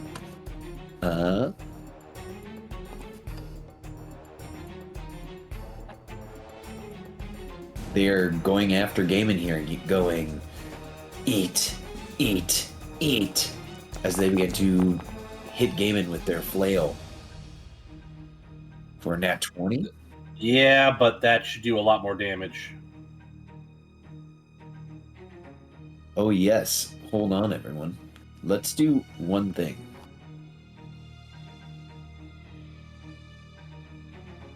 Wait, we're not playing with crunchy crits, are we? I thought everyone said they didn't want to do that. No, I'm not playing with crunchy crits. Something I have wondered for quite some time. So just 11? Yeah. I'm just 11. Okay. Game is And then you need me to do a roll a con save on the poison? Correct. That'll hit. I'll just get out all the rest of them here. Oh my gosh. Oh, Jesus Christ. All right. I mean, it's just, if it's anyone to take the physical damage, it's the barbarian who's raging. Yeah, and not the druid.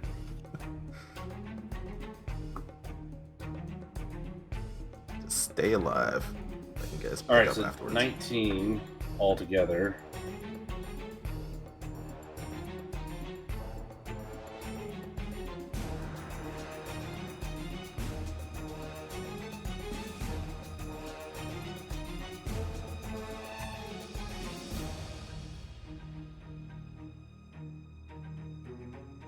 Hey, so And then this- I need to do 3 con saves, right? Yep. To see if any of them fail.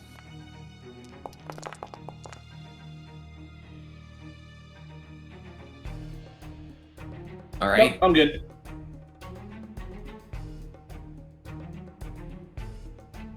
Absolutely. Okay. That is going to be it for that one. They're going to go ahead and pass to obligatory.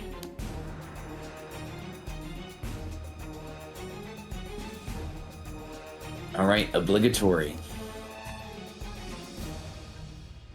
It's going to move around this way towards Alicia. It is going to be reckless. This guy gets to attack 3 times as it's looking at Alicia. Here we go. It's gonna hurt.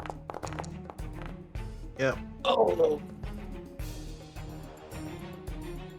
Guys, should I control R real quick? I'm gonna control R real quick. We don't want this to turn into another Team Rocket situation like happened yesterday.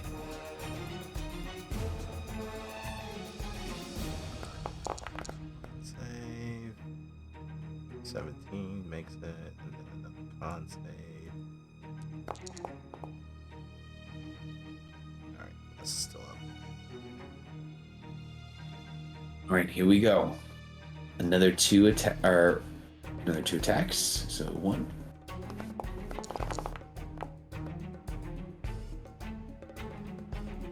Just hits my AC. And 2. And that one's gonna hit. Let's see if I'm You still guys can up. hear just clobber as their flail is just impacting over and over again into Alicia's flesh. That 1 hit point. That's a fail, but I can't get poisoned any more than I already am, so it is what it is. It's true. That makes sense. And then 2 for last. First one. Here's the second one. Oh, never mind. Plus goes down. All right, this guy.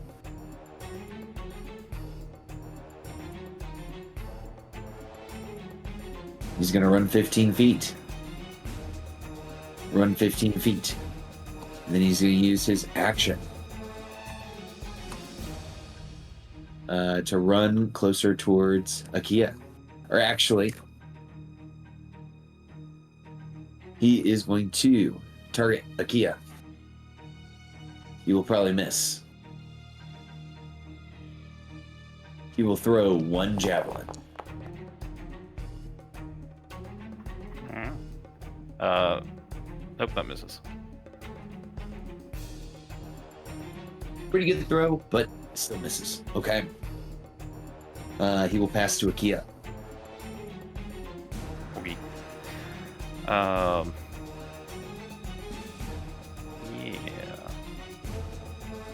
I'll let's see, 35 feet to here.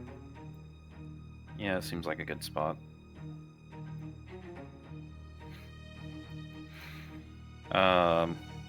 Kuma will dodge. I'll start punching people. But I'll also say, Alicia, you might be able to defeat them by removing curse on them from the Shardland. Or I don't have enough energies for all of them. Right.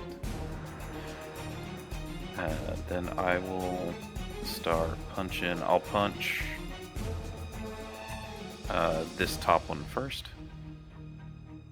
Or attempt to.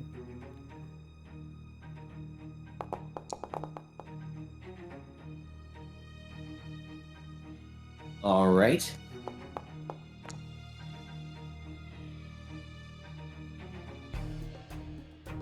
And then I'll try to punch this one to the south. Trying to get taunts on both of them. Alrighty, you accomplish it.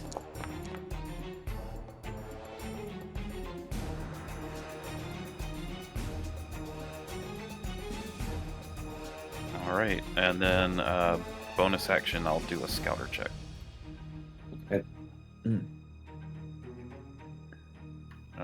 Did that not work?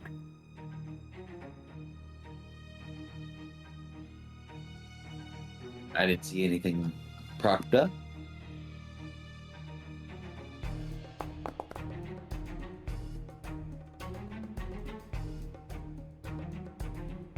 Hey, what do you want to know? Asking one question about it.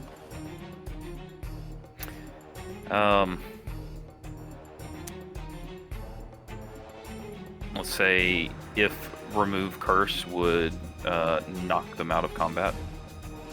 It would not. Okay. All right.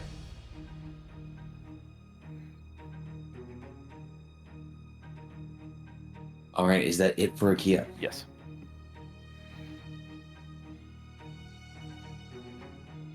All right, it looks like it is time for all purpose. All purpose is going to disengage.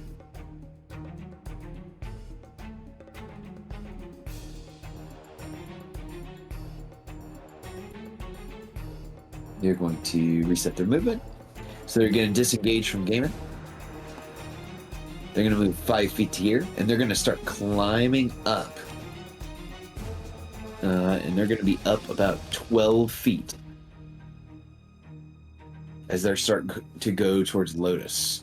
Going into round 3, because they did not damage anyone, they're going to go ahead and pass to Terrific.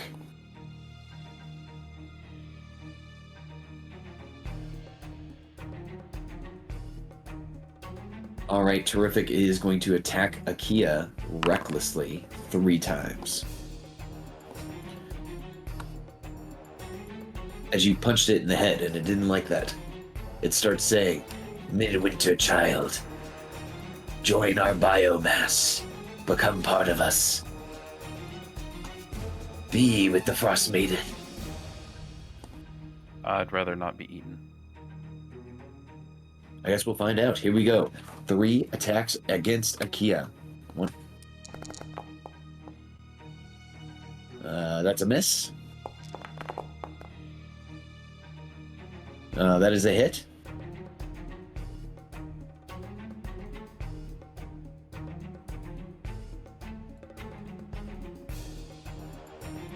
All right. And then I'm going to need a con save against the poison effect. I think I might be immune to poison effects. Nope. No, I'm not. I think you have advantage. Okay. Due to being constructed resilience, right? Yes. There you go. Okay, and then last one here for Akia. And that is a no-hitter. All right, Akia, do you wish to steal?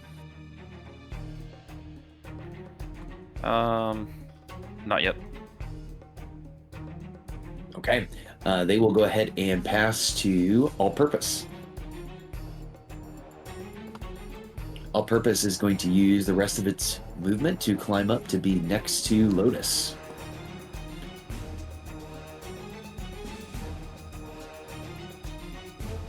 Lotus, it looks at you and says, "Join the Frostmaiden. Join us." And it's going to be reckless. Your Frostmaiden can kiss my scaly ass. Attempts an attack. Oh, Ooh, yeah, even the shield's not going to save me from that. So it hits you for 21 points of damage. You guys hear Lotus get cracked with a flail. That's 1. Ooh, 2. And then 3.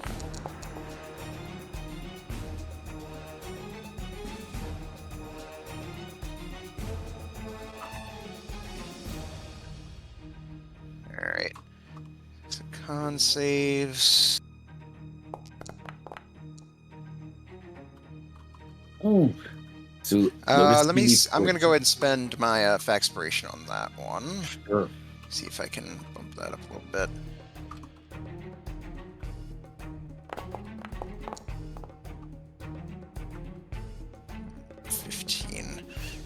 Yeah, my HP is still pretty low to begin with. I'll just go ahead and take the poison. Sure. Okay, that is all purposes turn. Lotus, do you wish to steal after getting cracked? Yes.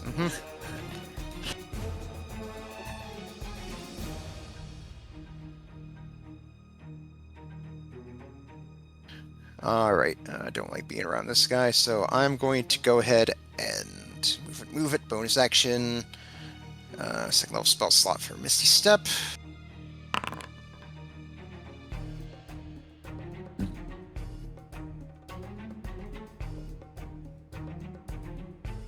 "30 feet here." Doop. All right. Go ahead.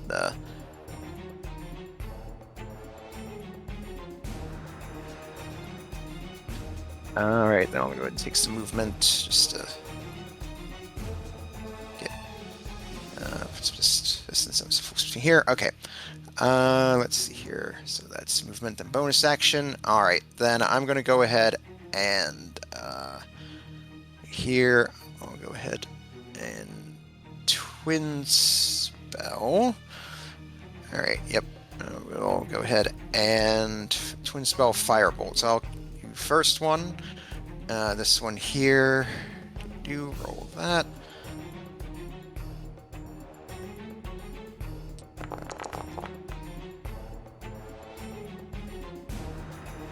17 for 5 on that one. Turn, and he is still standing. All right, and then I'll go for this one in front of Alicia for my second.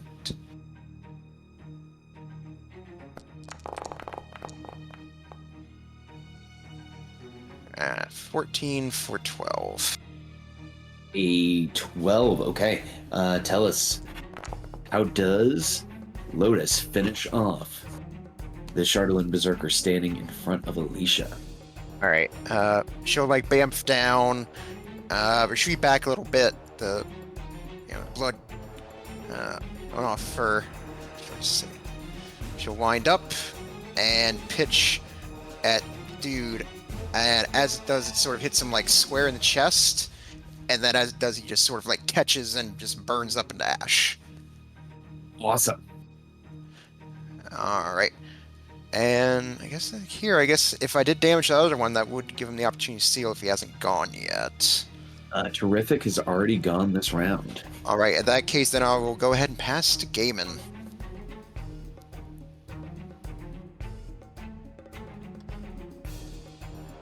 So if I were to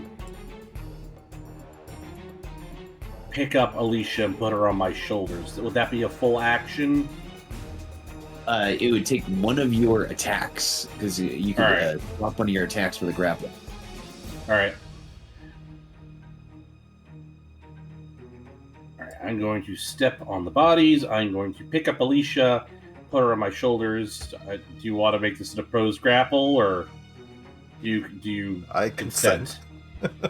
All right, you are now on Gaiman's shoulders. It's very surprised when you yank them up. Oh, and the Chardelin Berserker to the furthest south, were they reckless previously? Yes, they have all attacked recklessly. All right. I will not attack recklessly this time, since I don't need to do that. So I will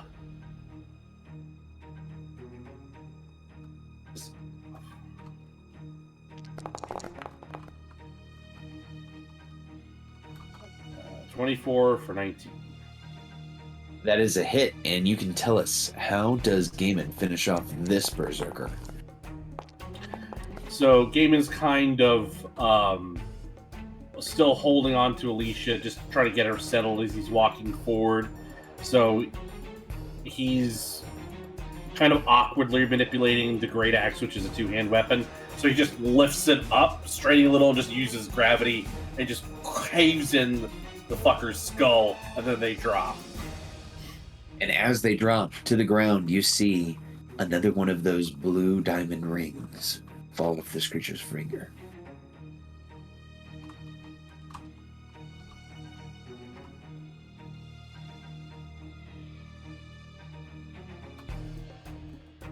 All right, and then I'm going to turn to Akia and say, "Oi, you got anything for that fucker up top?" And I'm going to gesture to the Berserker on the ridge that was pummeling Lotus a little while ago. Mm-hmm. Akia will nod, and I guess they're getting past you. They are. All right.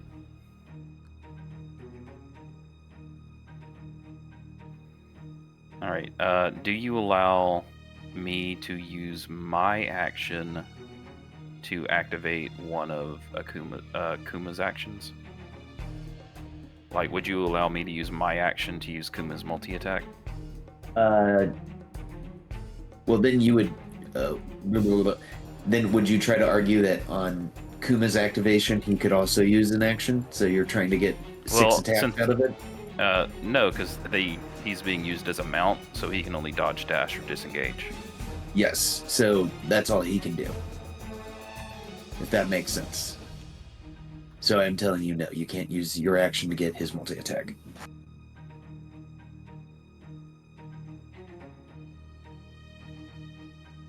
All right. Then Kuma will dash. So we've got 80. So stop dodging. So we got 80 feet of movement. So Kuma's going to go 15 feet, and then we're going to climb up the ledge towards this guy, and when we get up there, I'm just gonna lean forward till I'm basically standing on Kuma, and try and punch this guy, I guess. Okay. That is a miss. Even more reckless. Wait, that's 14? Our class is a 14, that's a hit. Tell me how you finish off this creature. Alright. I punch him, it dazes him, and I just grab his leg and throw him down the cliff. As he lands, there's a sickening crack as the creature is no more. Does he make the Wilhelm scream as he falls? He goes, "Oh," as he falls down. It's very strange. Alright, so that's 20 feet to get there. 30, so that's 50 feet of movement, so I've got 30 more feet. So I can get to there exactly. And I think that's it. I'll pass to Alicia. Right, Alicia, you're up. All right.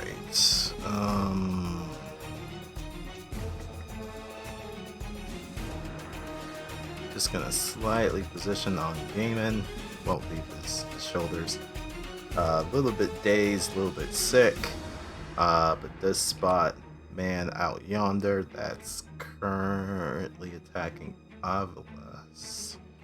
If you hit him, he's gonna steal and knock him down. But I got Death Ward at least, but he can still kill me. Yeah.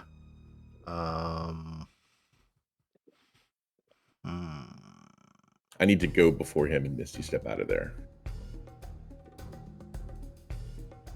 Yeah, I'm just trying to see if I have anything that can help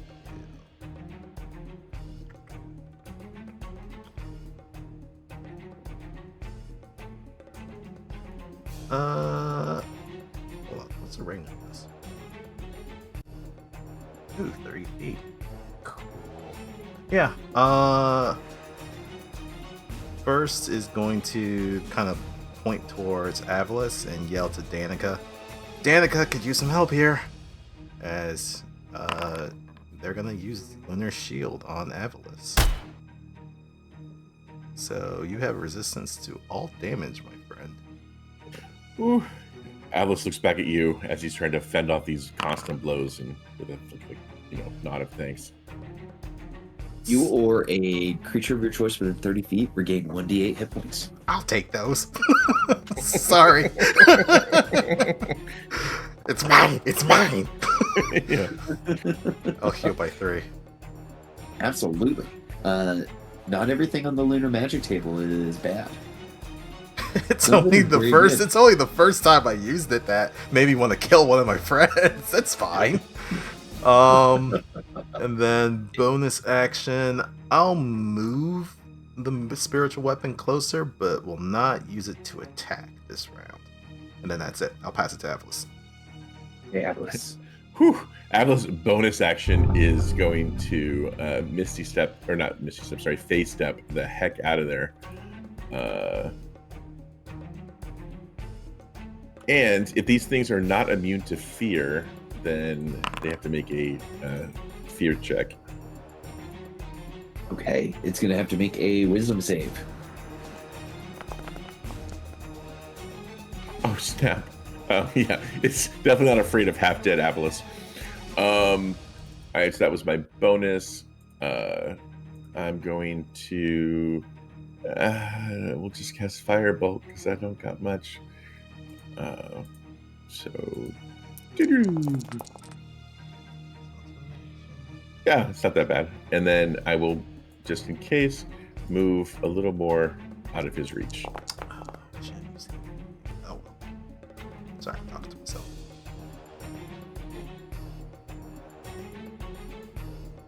All right, can this Charlatan Berserker 1v5 the entire party? We'll find out.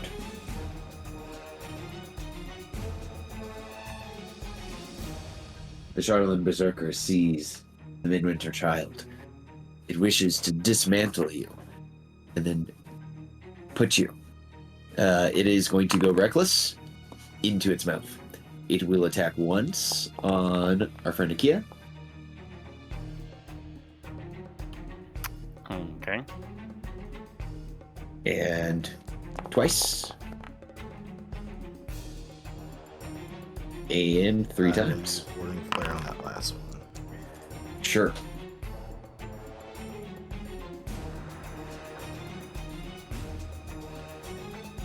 So it looks like you're going to get hit twice, Akia, and then one of those is going to miss.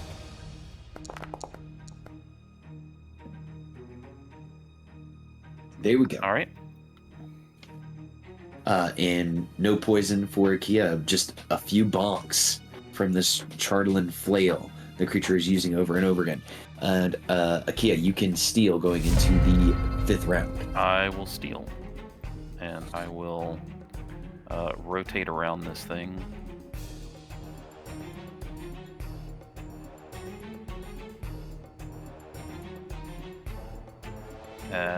Kuma will dodge, and I will attempt to punch it. And I'll say, stop trying to eat me. All right, that is a hit. That's 2 hits for a total of 18 damage.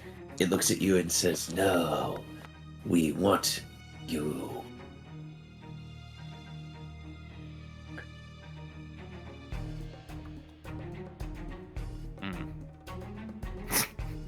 They do want more iron in their diet. I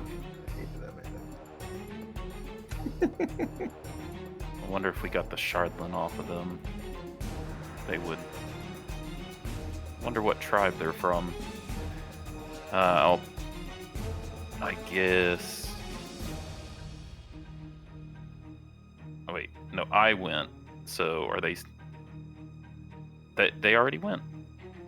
They went in round 4. Okay, so then they'll go again. Yes, Adorable can go again. It looks at you and roars in your face. You see that it has a blue diamond. Almost, would you call it teeth coverings? Like, As a grill. yes. Sapphire and- Grill. You're not Charlotte Madness, excuse me. It'll be Reckless and 1. 21 to hit. That is like nat 20 on Akia, and then final attack.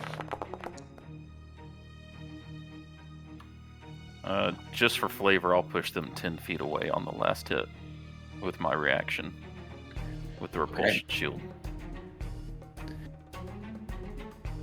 So it just starts boom, boom, as it hits you 3 times. with the flail. Come to Papa. How's Akia feeling after those 3 attacks? A little bloodied. All right, it will go ahead.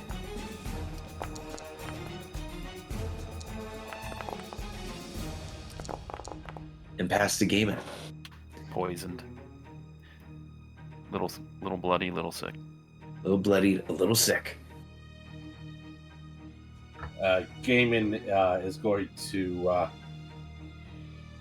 stalk up to this Charlatan Berserker and just sort of, he's going to do the no with his finger, and then he's going to wind up and go for the decapitation with Lucille. Awesome. And Here we go. Yeah. I don't have to be reckless. That is true. All right, Gaiman, what does it look like as you decapitate this creature? It is a fast and clean cut. So for a second, it's like, did he miss? And then the head just sort of topples forward and the body falls back. Yes, it's as its body falls back, its mouth is open agape, and you all can see the blue diamond grill perfectly.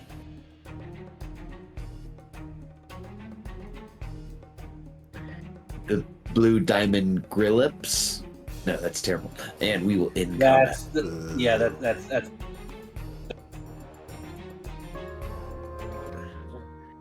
The Charlatan Berserkers, their ashes, their decapitated or dismembered bodies lie in the snow. The jewelry that they seem to have dropped next to them, their Charlatan weapons, glistening in the light that you have all produced. What do you do? Oh, thank you for picking me up, Gaiman. Much appreciated. Just kind of wipes the not a problem. bloody blow that they took to the head. I feel like this was a bit odd. First question, how long does this poison last? It only should last until the end of your turns, end of your next turn. So you would become unpoisoned at the end of the combat. Okay. I think Avos is gonna, with consent, touch Lotus and Alicia and give them both cure wounds at 3rd level. Gaiman will set Alicia down and then he will end his rage. Thank you. Much appreciated. All right, here's the first. This one to go to Lotus.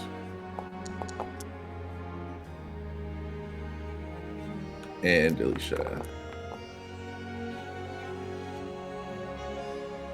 Thank you.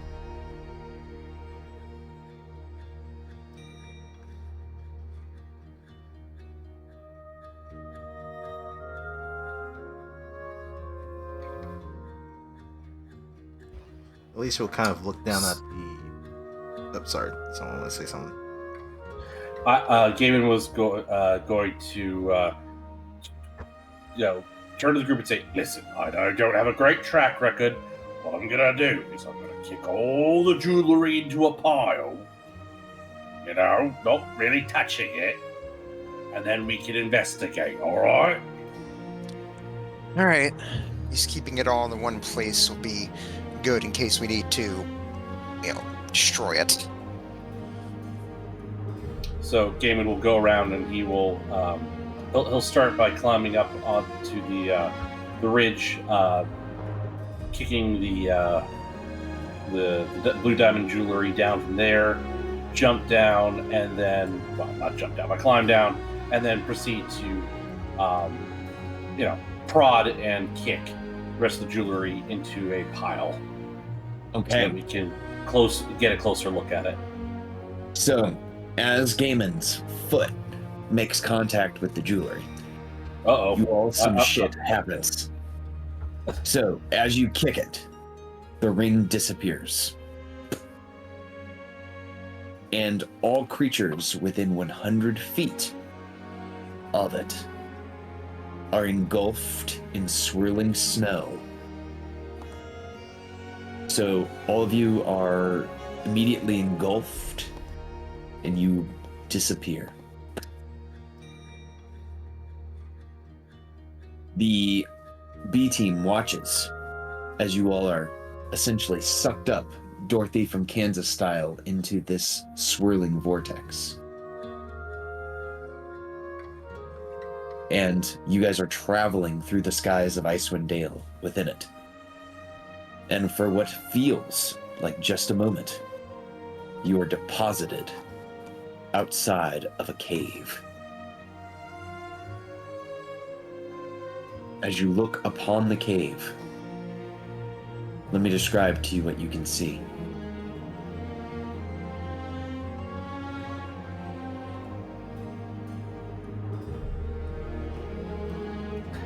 Orpheus, when you're done describing things, I have a question. Yes. You see that the cave is built and... Excuse me. This is very strange. The cave's entrance has been fitted with wooden decorations to make it appear to be a bear's head with its mouth agape, as if someone has done some sort of strange carpentry to it to elicit this type of effect. I would share the art with you, but I can't share it with you yet because it would spoil the fun. But for now, you all have been teleported away from your party, and you are now outside of this cave with the bear mouth. And I will take us back to the start screen. But yes, please ask away. So if I had used an inanimate object to move it, would the same thing happen? Like if I've used if I played golf using Lucille and just tried to chip it down off the edge, would I have still triggered the magical effect? So what it says is when someone touches the object, that the effect would happen. So I think if you had used a inanimate object or a mage hand, you wouldn't have been touching the object. The object would have been touching something else. It would not have fired.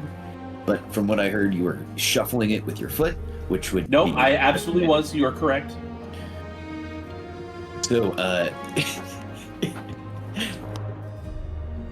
so everyone, you are now outside this cave that is shaped like a bear mouth, with these wooden planks and porticos.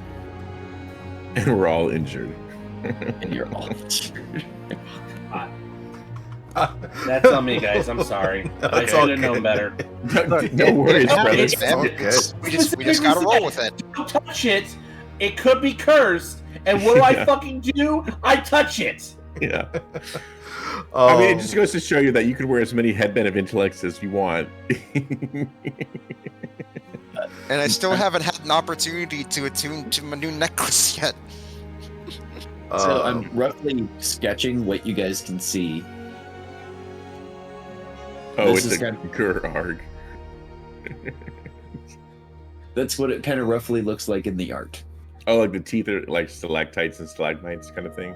Yeah, and there's wooden planks that are draped everywhere to make it kind of look like a bear.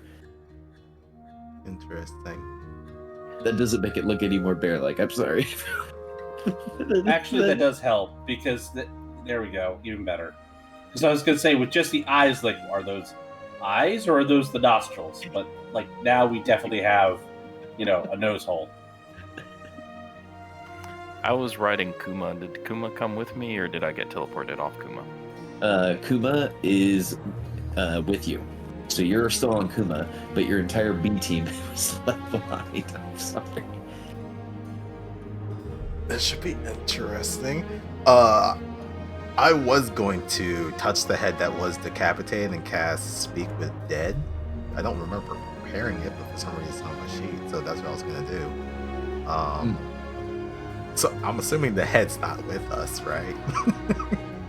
Let's roll for it. I will say evens, you have the head. Odds, you do not. Give us a d20. All right. I'll say evens. The head is there. All right. All right. Well, everyone, I hope that we enjoyed this session, leaving the Lost Spire of Netheril, and now you are in front of a cave that's bear-shaped. Let's see here. We will put the time at approximately 8:46 p.m. I'm excited. This has been a fun session for me. I bet you are enjoying excited.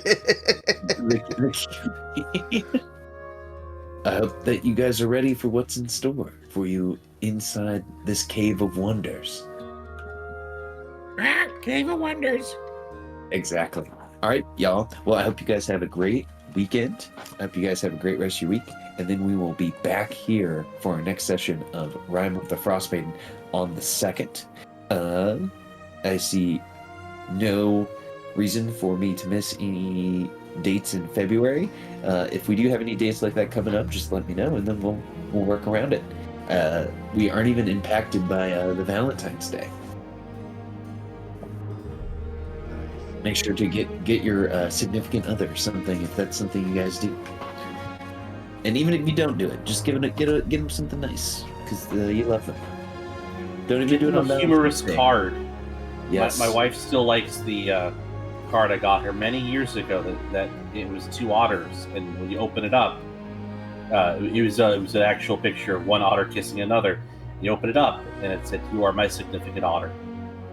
That's a good one. That's a really good one. It is. All right, team. Well, I hope you guys have a good one. If you guys have any questions, just hit me up in the Discord. Otherwise, I'm going to head to bed. All right. Thanks Night, for running. night. Good night, everyone. Bye-bye. And thanks everyone for tuning in. Guys, next time.